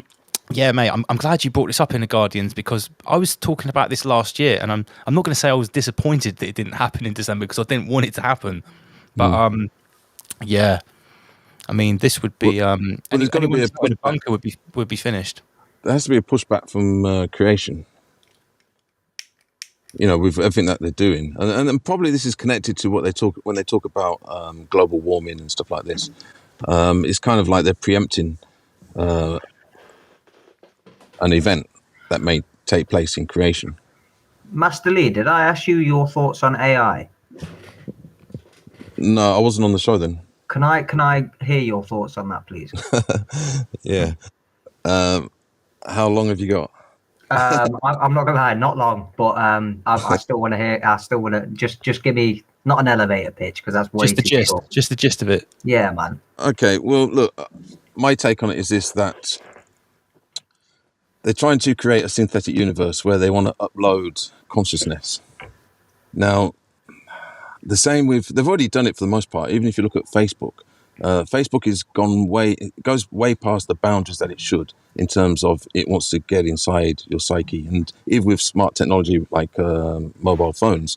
Now, I don't know if you've had this, where you've had a conversation with somebody, and then literally the next day you get adverts come up. I was about to say, did you? I don't know. There was a show on Netflix or something. Not that I trust necessarily those sources, but I like Netflix because it takes its own independence into priority. But I saw a show. It obviously turns out social media knows more about you than you do. It knows when you're pregnant before you do. It knows all of this, and I know they're listening all the time, because you'll be talking about, oh, I need a job or something, and the next thing you know, you're getting all these like job agencies pop up on your timeline and stuff. Yeah. So Lance mentioned it earlier about like it will know what you're thinking. It will know the answer before you've even asked the question. Yeah. Now this connects to consent and free will. Now, if you watched last week's show, I mentioned about the third force is basically the design. It's being the architect or the co-creator, having the correct response with responsibility, and not being an adult baby in a nutshell. Now, if they take us into a synthetic universe, if you think censorship's bad now, can you imagine what it's going to be like then? Because they'll actually. Well, this is what Lance was saying, man. I hadn't even taken that into consideration. The fact they might be able to like auto filter your thoughts and stuff like that if it's in control by an external party. Yeah, you couldn't even have like an inappropriate right-wing hate speech thought or whatever they want to call it when you tell the truth. They would actually filter that out before you think it. Like when you try to upload something now, the algorithm will kick into action on Facebook, and certain things will say, you don't want to upload this will cause a community strike, whatever. It actually catches you before you've uploaded it. Well, imagine the upload is your the manifestation of your thought, whether you write it down or you speak it. That's the real world equivalent of uploading something to Facebook. Well, imagine when it just says no, you can't say that, and that process happens. Yeah. Comprehend. Have you watched Black Mirror? Yes, mate. Love it. Absolutely love it. Yeah. Well, that's like a precursor. No, I know. And I'm watching it, and I'm like, this is fully feasible. The whole thing is fully feasible. Yeah. And have you noticed they've done it in such a way that it's actually like it's kind of in the timeline of now? Yeah. It's tied in perfectly. Like 20 years from now, that could all be fully feasible. Yeah. 100%. So that's the aim of what I call the denying force. So because I'm trying to, because you haven't got the luxury of the previous information from the shows, but so for instance, the denying force are those that live on a horizontal line. They don't understand ascension. They don't understand. They're running this way instead of this way. Yeah, they're like a freight train going in on a horizontal line. Now, all they can do is get faster and faster. They can't actually go upwards, which is connected to the symbol of the pyramid. Now, they operate on a horizontal line. Now, for them to expand, they just have to go further along the horizontal line. So if you have a conversation with a horizontalist, you couldn't really talk about consciousness. No, I've been there, man. I've been there. Yeah, or raising their level of consciousness or quality of consciousness or any form of ascension. It doesn't exist in their world. So the only way that they can expand things is synthetically instead of naturally or organically. So their only means of creation is to do it synthetically. And this is where they're going to go with the AI. This is why they're obsessed with artificial intelligence, which is actually oxymoron. The two things don't actually go together because if it's artificial, it's not intelligent. But we're far more intelligent than the AI. All they're doing is they're siphoning our knowledge and information, but through the mechanisms of things like social media or Facebook, is that the AI is learning how to be conscious. But the problem is, you see, for the horizontalists or these denying forces, they can't control our free will. They can't control our consent. They can't control the thoughts that you have in your mind. They can try, but ultimately you have free will, what takes place in your mind. And you don't even need eyes to see. This is something that I sometimes struggle to communicate to some of the students. And we can all do it right now, right? Look at the screen that you're looking at right now, yeah? So take a look at it. Then close your eyes. You can still see it. You can still see the screen. Whatever picture is on the screen, like I can picture it in my mind. I can't like physically see it, but I could. Yeah, I get what you're saying, man. I can. Yeah, that's the Eye of Ra. That is what they can't control. Shout out Ra. That's what they're going perception. For. Yeah, that's what they're going for. Yeah, man. They're going for your third eye. No, I know, man. But you tell it like, sorry, I don't mean this in a condescending way, but you're telling me, bro, I've been learning about the whole fluoride and the toothpaste and shit. I was a kid, man, and my parents were making me brush my teeth with toothpaste with fluoride in. And I'm there like, I just want to be a happy person, and you calcifying my pineal gland, and I'm trying to sort my shit out, you know? Yeah, a multi-platform attack on our connection to the source. Yeah, but it's the way it's socially like brought in so beautifully, like, you know, this will keep your teeth clean. This will give you healthy bones. And it's like, what are we doing? Like, if you really keep it, like the whole way we live fundamentally as like a normal functioning society is so fucked, man. And there's like 3 companies that own all of our food. And like the whole thing is just a massive mind fuck, man. And it takes a lot of meditation to not lose your shit. Do you know what I mean? In my opinion. Build a mental fortress, mate, to defend yourself from these people. Yeah. I say people lightly. Yeah, I mean, there's quite a few words that you need to ponder on, like simulation and projection.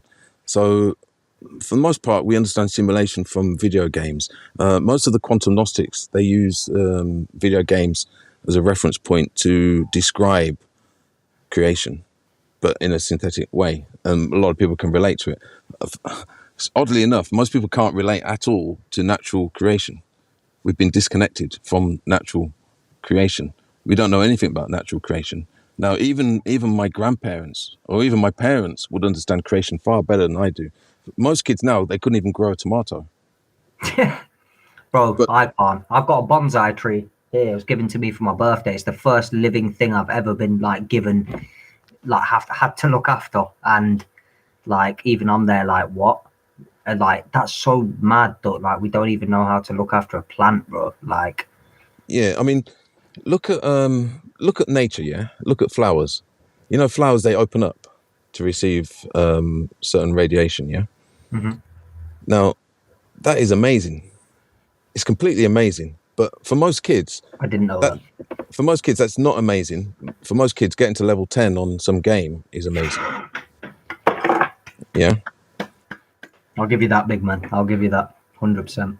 Yeah. So they're already steering us in the direction of simulation and the synthetic universe. And once you're in the the synthetic universe, you're going to be denied access to any creator of natural law or of creation, because God is not there. God will be invisible there. And that's what they're trying to do. That's the agenda for them, because they're very anti-creation. They're very anti-nature or natural law. Yeah. And we've been told that, you know, creationalism is stupid, right-wing Christian fundamentalism. You talk about intelligent design, then you're denying science. And then when you start to look into the most cutting-edge theoretical physicists, the most cutting-edge biologists, most of them believe in intelligent design. Yeah, really cracked. Boys, let me ask you a question, yeah? And this is obviously I'm new to this. We've got to take a break in a sec. Yeah, we'll finish off with this question before. Yeah, sorry, I didn't mean to. That's all right. No. I wanted to ask what people's perception was of us potentially having joined with Anunnaki, and potentially monkey DNA. I've heard this theory floating around: half monkey, half Anunnaki. You expect us to answer that before the break?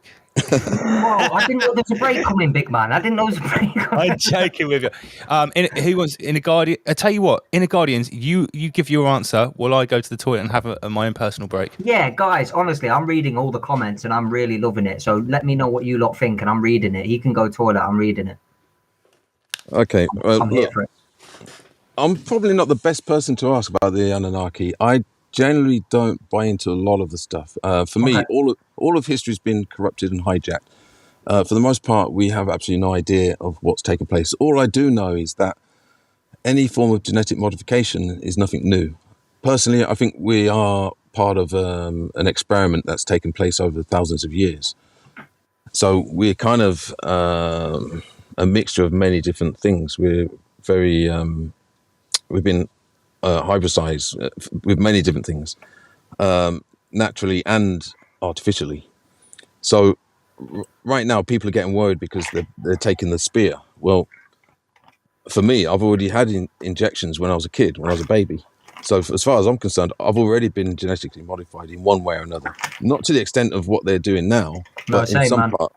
Yeah, either through the water, through air pollution, through food, education. We're in a very difficult position because right from the moment we're born, we've been genetically modified for the most part. Master Lee, I took a lot of drugs in my life, man, so I compare it to that, innit? Like, yes, I've been vaccinated. I've also took a lot of man-made substances that I shouldn't have in it, so... Yeah. But my solution to that is that we do have tools. We do have things that can actually counteract it. You know, we have free will, we have intent, we have imagination. We have the capability to create. We have the third eye, we have the eye of Ra. We have something that those in control don't have. We're not on the spectrum of we're not narcissists necessarily, although we do have part of that. So we have qualities that they can only dream of. They're actually envious and jealous of us. This is why they hate us. Do you... Sorry, I'm sorry I keep interrupting, man. It's just my thoughts are so like flicking. If I don't write it down, I'll forget. Like I'm that like in between. But so based on what you were just saying, yeah, that these people might like in some ways envy the way that we're able to, you know, have the certain power or influences we have. Do you feel like the people? I know this. Like again, this might be far fetched. So I'm just throwing out stuff I think about that I can't necessarily always talk to people about. Nothing's far-fetched here, mate. This is what we're all about. That's why I'm here. But there's thoughts, the people in power are reptilians, or that they come with this like proper negative low frequency energy, or they're trying to what are you lot's thoughts on that? Right, I'm putting my hand up because I want to answer this question. Right, this is what I believe. See those who we might call the double R mafia, or those What's that? Those people, their names end with R, Rothschild and Rockefeller. Yeah. Okay. The people call them Khazarian mafia. Will that get you deplatformed? Sorry. Will it get you deplatformed? I just want to be super careful. This is a Virgin channel. We've had no strikes. Sure. Some people call them very mistakenly like whoish people with a J, because they're not. These people, this is what my research had led me to believe. They believe that they are the offspring, the very diluted offspring of the half-breed between the Anunnaki priests. When the Anunnaki left, the physical beings that were here 350 to 450,000 years ago, as the Sumerian tablets tell us from whatever translation, when they left half-breeds here, which the Old Testament would call the Nephilim. Yeah? I know about it. They're the half-breeds of the sons of gods who came down and mated with the daughters of men, etc., etc. Well, it's so deep. The word Ashkenazi. Have you ever noticed that sounds a little bit like Anunnaki? Yeah. Yeah. Well, no, I've not heard that word before. If you could explain. This priest class is mostly of a group that call themselves Ashkenazi. Who say they're Jewish, and I can't even talk about this. I can't talk about that. It sounds like Anunnaki, but basically, this priest class that we're talking about believe they are the genetic offshoots of the half-breeds of the Anunnaki priest class that were left behind. So do they feel like they're more pure than us, or no? They believe that they are a completely different race to us, and we are the cattle, and they are the masters. That's what they believe, in my opinion. Those that believe they are the literal genetic offspring. The one that have the Rh negative, rhesus negative blood. Because this is what the real racial supremacy is about in this planet. It's not about skin colour. It's not about black or white. It's about what blood you have. No, 100%, man. And it's about 3% of people. And not all of the people that have this blood are of some slave master class, because some of them are completely innocent people, regular people. But this priest class believe they are the genetic ancestors of a hybrid, half-breed of an off-realm visitor class that left. Yeah, that's what they think they are. That's what the blue blood and the inbreeding is all about in the elites. That's why they inbreed. No, I would not a lot.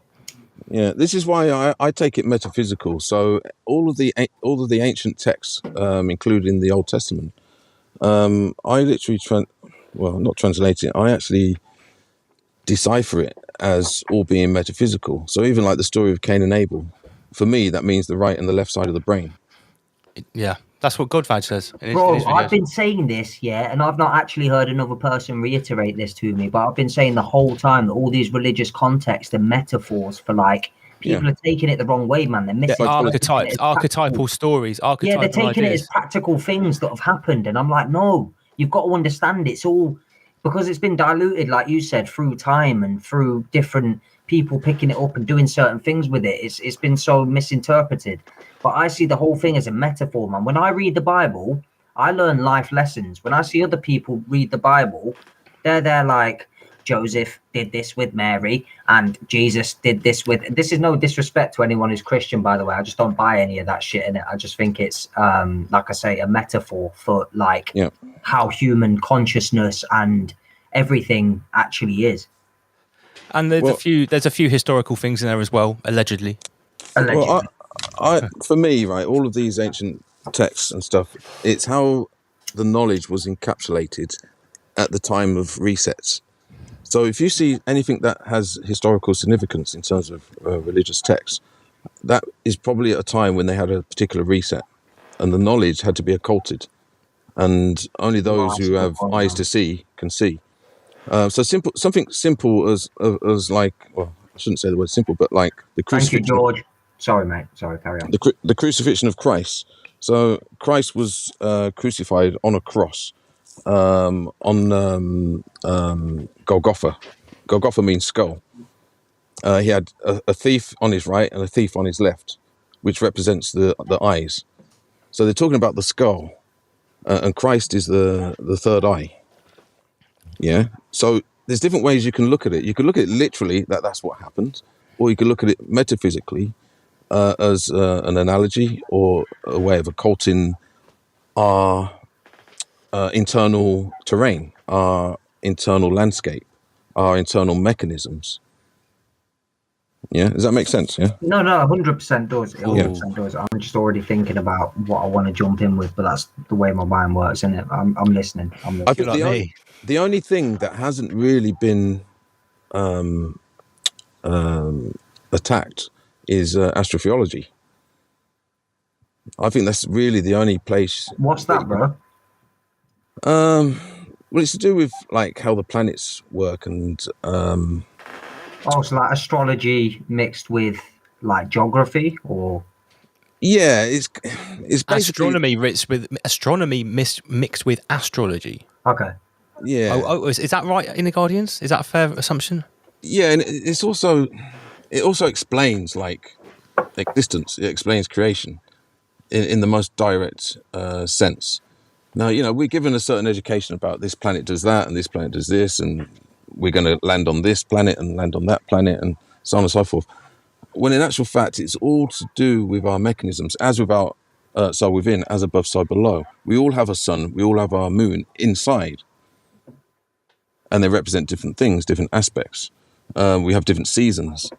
What you're looking at is, we talk about the map is not the terrain. Well, when it comes to astrotheology, that is the map, in my opinion, my humble opinion. That's some mad shit, man. Real shit. Yeah, but it's an area that most people don't know anything about. I mean, I struggle to understand it because I was never taught this in my education system. But Christianity is laced with astrotheology. It's the reason that Jesus has 12 disciples. Yeah, the 12 months, the 12 astrotheology signs. Yes. If you look at the picture of the Last Supper, yeah, each of the people sat at that table, there's not just 12 of them. Each of them represents a sign of the zodiac. Yeah. Santos Bonacci he calls himself Mr. Astrotheology. So if you want to learn about it, I would say Santos Bonacci is a good person to learn about astrotheology. How all the Greek gods and all the Roman gods and all of the religions are basically about the 12 signs of the zodiac, also about the planets. Satanism, Saturnism, the planet Saturn comes back to the geometry, the Freemasons. It always comes back to the whole rabbit. And we're talking about the occult. I don't know what you think of this term, comprehend, but basically we are occultists, but we're not dark occultists. We are de-occultists. We are de-occultists. I'll be honest with you. My view on occultist, I don't really have anything that necessarily comes to mind other than I don't know, necessarily people who, I don't know, dig deeper into maybe the context of religion, or maybe dig deeper into the context of the word occult comes side of things. Like I know occultist, but like you say, I've always had sort of maybe negative connotations with that. But yeah, and I had negative connotations as well before I realised that it is what I am, because what it means is that oculi is the phonetic word to look, to see. So to occult means actually to hide. So the occult just means hidden. Okay. It means hidden knowledge. So anyone that's interested in looking into occultist, then boys. Yeah. You're an occultist as well. Now, obviously, the people that we're talking about, this Double R Mafia, the Denying Force, the Dark One, they're dark occultists. They are occultists as well. What I've always associated it with. But is that for a reason? Is that they've done that on purpose? To put it into a nutshell, basically, whatever you want to talk about, the Freemasons, the Illuminati, the secret societies, they have occulted the sacred knowledge of the mystery schools of all time, and they've used it for themselves. They've hidden it from other people, and they used it for service to self. Whereas, you can be an occultist, enlightened and still be a dick. Yeah. You can use this knowledge for service to others and service to the greater good. But obviously, those who have hidden it through this network of secret societies that people call the Hidden Hand, the Cabal, whatever you want to call it, they're dark occultists. We class ourselves as... Go on. My take on it is that, but it's slightly different. So, as an example, because I don't take the position of victim, and this is very important for me to take the first position of power, okay, the first person position. So my triad is complete. So I don't see them as a major problem. In fact, I see them as assistants, because all they are is agents of the denying force. Remember, you can't escape the denying force because we live in a realm that has to have three forces. I actually, I've got to be careful how I say this, but I actually take my hat off to them because they're actually doing a dirty job that maybe they don't even want to do, but they're employed by the denying force. Now, whether they've sold their souls, and maybe it's almost like the story of Judas. Without Judas, Christ couldn't have been crucified. So in actual fact, Christ needed Judas for the crucifixion. He provided the catalyst. He provided the catalyst for the crucifixion. Is that like yin and yang? Yeah, kind of, yeah. But so for instance, we need if we're going to have a great awakening, we need a denying force, because without the denying force, we're not going to have something to wake us up. Without rain, there's no sun. Without cold, exactly, yeah. Now, in the morning when you wake up and the alarm clock wakes you up, you're probably going to look at the alarm clock and you want to throw it out the window. At that moment in time, the alarm clock is a problem, it's an enemy, it's the denying force. But in actual fact, it's quite useful because it's going to get you up to go about wandering around this realm in the pursuit of happiness. So that, to me, that's how I see the denying force. Of course, I don't succumb to it. I'm not a victim of it. I use the denying force because my triad's complete. Now, if my triad's not complete, then I'm like a deck chair that's been collapsed. I'm useless. A victim of the current situation. Someone that's the third part of their triad isn't complete. That third force is not in their control. So they've got their left and their right on the horizontal, but the third force, the design, is not in their hands. And this is what we talk about, comprehend, when we're talking about the third force. In a triangle, the first two forces are the left and the right on the horizontal, but the third force is the design. And if you're not in design of what's going on, you talked about it earlier on, but I almost pulled it out third force, but you didn't realise you're talking about people aren't thinking and taking control of their own mind and are analysing what's going on. They've lost their third force. And this is what we're talking about. This is what the 33 is all about. I feel like I'm fighting for my third force, if I'm honest, right now. But to be fair, I mean, look, right, we're critical thinkers, right? And we can look at this realm objectively. To be fair to the denying force, don't you think they're trying to help us? Well, without their catalyst, without their reason, well, they're providing a reason for people to evolve. Yeah, to have the situation specifically that's happening now is giving people a reason to use that side of them. Yeah. Well, how many people, comprehend, do you know in your friendship group or your group of influence people you know? How many people do you know since this have happened have actually started to ask questions and what we would say wake up to the greater situation? How many people have you noticed it? Well, I've not, like, obviously not all, I'd say most of my boys are already on that wavelength, but for me it's been surprising the amount of people who weren't already on that wavelength that have started using that sort of part of their brain and thinking about things in that way. Okay, let's put it a more direct way. Would we be having this conversation right now about the subject we're talking about if it wasn't for what's going on? No, because I'd have never created Rise Above. I wouldn't have become a YouTuber. I'd still be... It depends if, in my opinion, it depends if you believe everything happens for a reason, which I do. But I kind of think you draw towards you, law of attraction, and you draw towards you what... The necessary evil. Yeah. We can't live forever. It is. There is no utopia in this realm. We can't live forever. And there's a reason why there's no utopia is because there's three forces. And one of those forces happens to be a negative or denying force or criminal. So I've got to go in a sec, boys. Oh, thank you very much for joining us tonight. No, wait. I'm not done yet. I've got one more question. I'm not. Don't try and do me like that, Lance. We got you back. Don't worry. So this is a bit of an abstract one, yeah. But I remember reading that.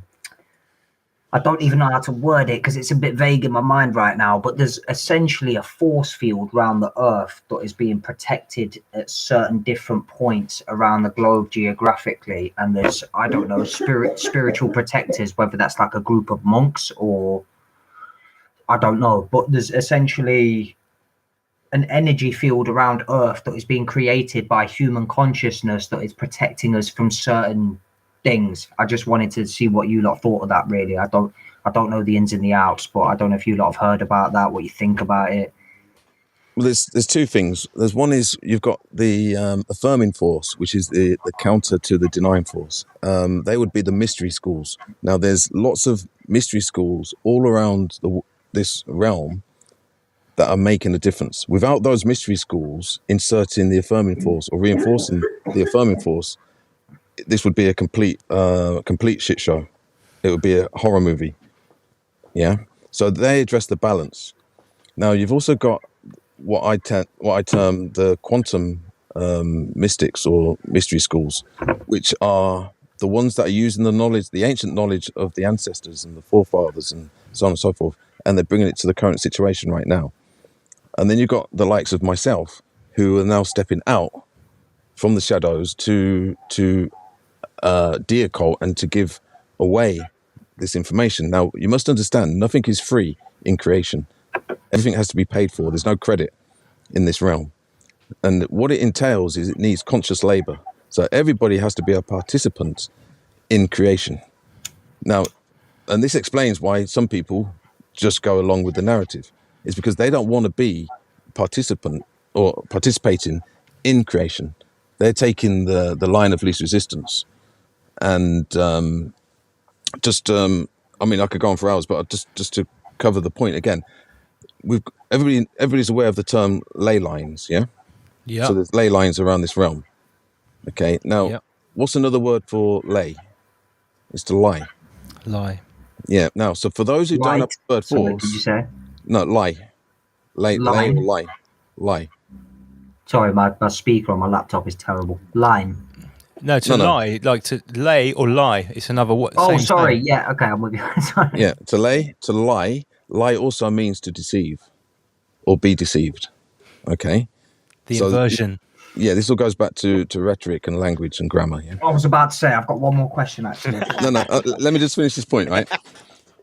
So those without the third force, they'll quite happily use a lie, whether it's a lie to themselves or a lie given to them from the powers that shouldn't be, or the artificial controllers. And we're living in a matrix of energy, frequency, vibration, and channels, and all the energy of this realm is channeled through these ley lines. Now, for those without the complete triad, they're basically giving away their essence. So when I talk about the grapes being crushed into wine or into an elixir, that's their essence. That's being squeezed and siphoned off using the Matrix. You've seen the film The Matrix, yeah? Yeah. So everybody's a battery for essence and energy. So the objective is to create your triad where you're not giving away your essence, that you're natural. And this goes, remember I said, they're jealous, they're envious of us. Because that's what we have, that they don't have. They're jealous of our essence because they don't have any themselves. We're like an essence cell, or like a little essence factory for them. It's harvesting our energy. Yeah, and you've got to be really, really careful with when you're exposing all of this. You've got to be very, very careful not to go into a state of fear, as in like, oh, they and them and the Illuminati and the controllers, and because every time you say that, every time you do that, you're giving them essence. Yeah, they're pathetic. They're actually a parasite. Yeah, many modern Gnostics will use the term ankle biters. So you've heard of the term archons. Yeah. Now, generally speaking, the Gnostics or conscious Gnostics don't use that word because it means rulers. So every time you say archon, you're actually reaffirming their position of power.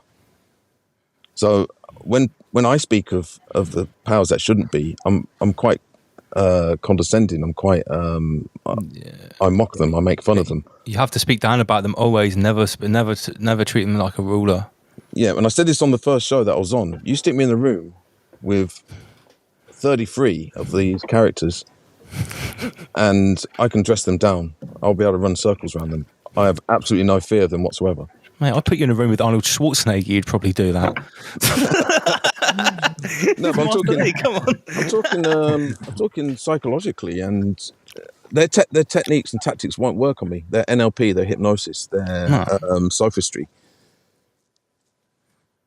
Their occulted techniques. It won't work on me. Why?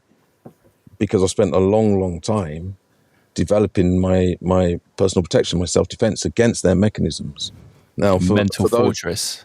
Yeah, I wear my metaphysical PPE when I walk into that room, and I'll be carrying various different types of weapons to disarm them. When I speak of weapons, I'm not talking about war. I'm talking about weapons of peace.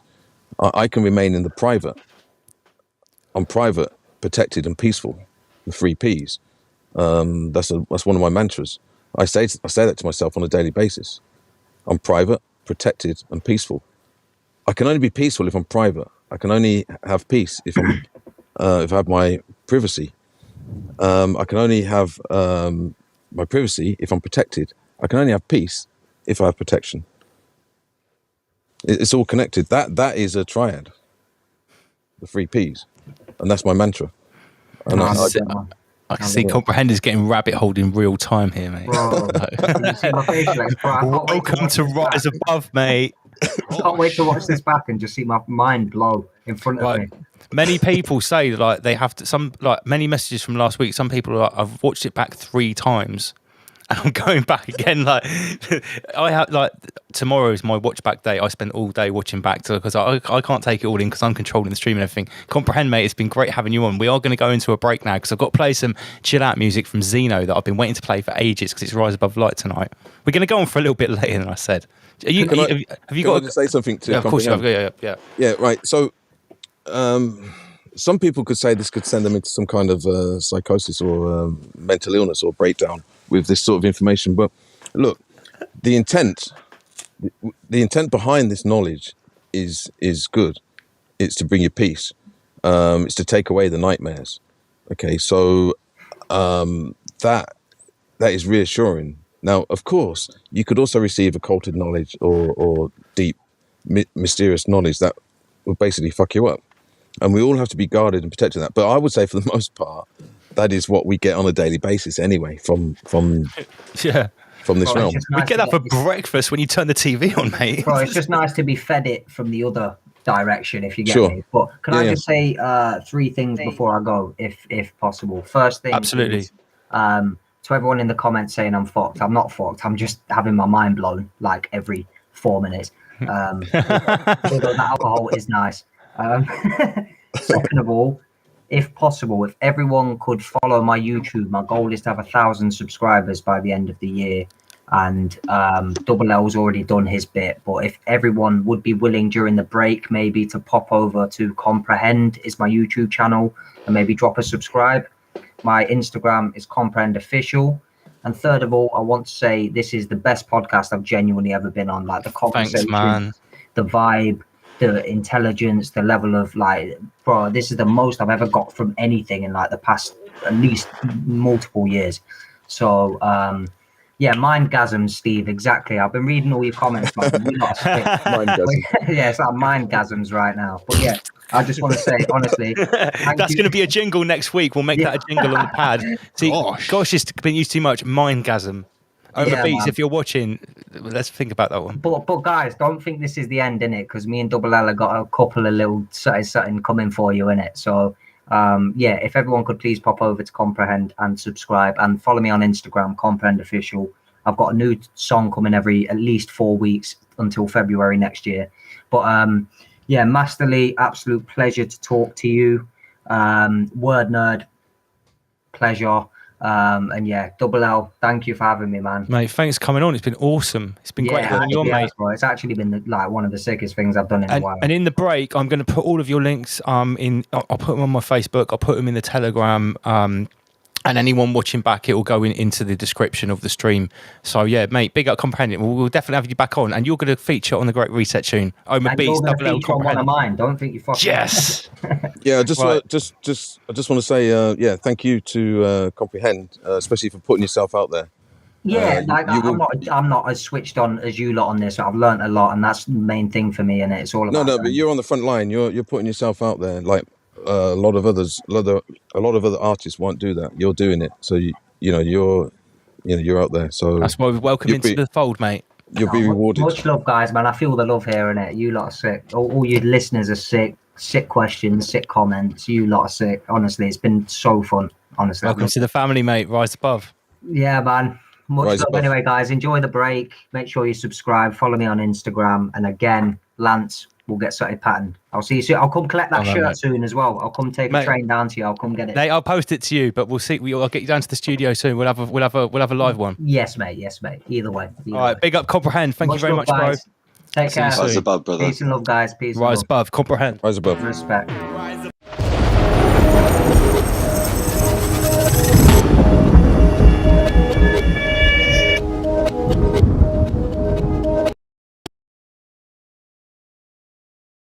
Word, power, and sound. Every positive movement, every conversation, every connection, every seed you plant, ripple. Don't let anyone ever tell you that one person can't make a change. Bullshit. On the dawn of a harvest sun, are we speaking the truth in the sharpest tongue? Feast on a rabbit, served with a garnished lunch. We got the hardest puns. Mind master, trust your ability. NPC is an IQ deficiency.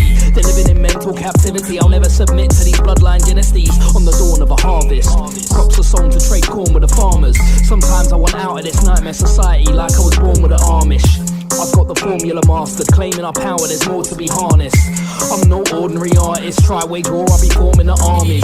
QRANOX, that's Equinox. Our essence is infinite, not confined to meat suits or Tesla bots. On the night of a harvest moon, on the dawn of a harvest song, we're telling them welcome to the Equinox. Welcome to the Equinox. On the night of a harvest moon, I take flight to the farthest tomb. I meditate in the darkest room by the candlelight until the spark exhumes. On the night of a harvest, I see a silhouette hunter hold up a carcass, and he heartbeats a target, and blood trails the ground like red carpet. On the night of a harvest moon, so sacred, silk on an ancient loom. Hooded robes in ritual rooms, pray all night from yesterday's noon. On the night of a harvest, farmers emerge and they set up a market. It's all business regardless, where your loot is bought and sold and bartered. QRANOX, that's Equinox. Our essence is infinite, not confined to meat suits or Tesla bots. On the night of a harvest moon, on the dawn of a harvest song, we're telling them welcome to the Equinox. Welcome to the Equinox. On the dawn we glance to the east. We ain't scared of the mark of the beast. Performing sacred rituals, nobody but a shaman and me. If they wanna take me out, they better come with at least 33 Schwabi and Fleet. Cause I won't go quietly, they're gonna have to do more to silence me. That's the irony, lost in this messed up society. They wanna force their views on our offspring, teaching our children that gender's non-binary. This is social engineering to try fulfill transhuman agenda. Al Gore better come prepared, cause I ain't in the mood to be censored. QRANOX, that's Equinox. Our essence is infinite, not confined to meat suits or Tesla bots. On the night of a harvest moon, on the dawn of a harvest song, we're telling them welcome to the Equinox. Welcome to the Equinox. I'm a freelance quantum gardener with a homemade combine harvester. So when I see your crops wilting, I got the organic rod that will harden them. This realm rotates in cycles in counter-rotational Solomon spirals. Masons build towers like Eiffel and vortex points to drain your vital. Simulacrums appear cyclical, toroidal electro-spiritual. The holosphere projects physical, the manifestational synergy's mythical. We got problems, parasitical inside this torus field is critical. Henceforth mankind is pitiful. Rise and shine, please explain.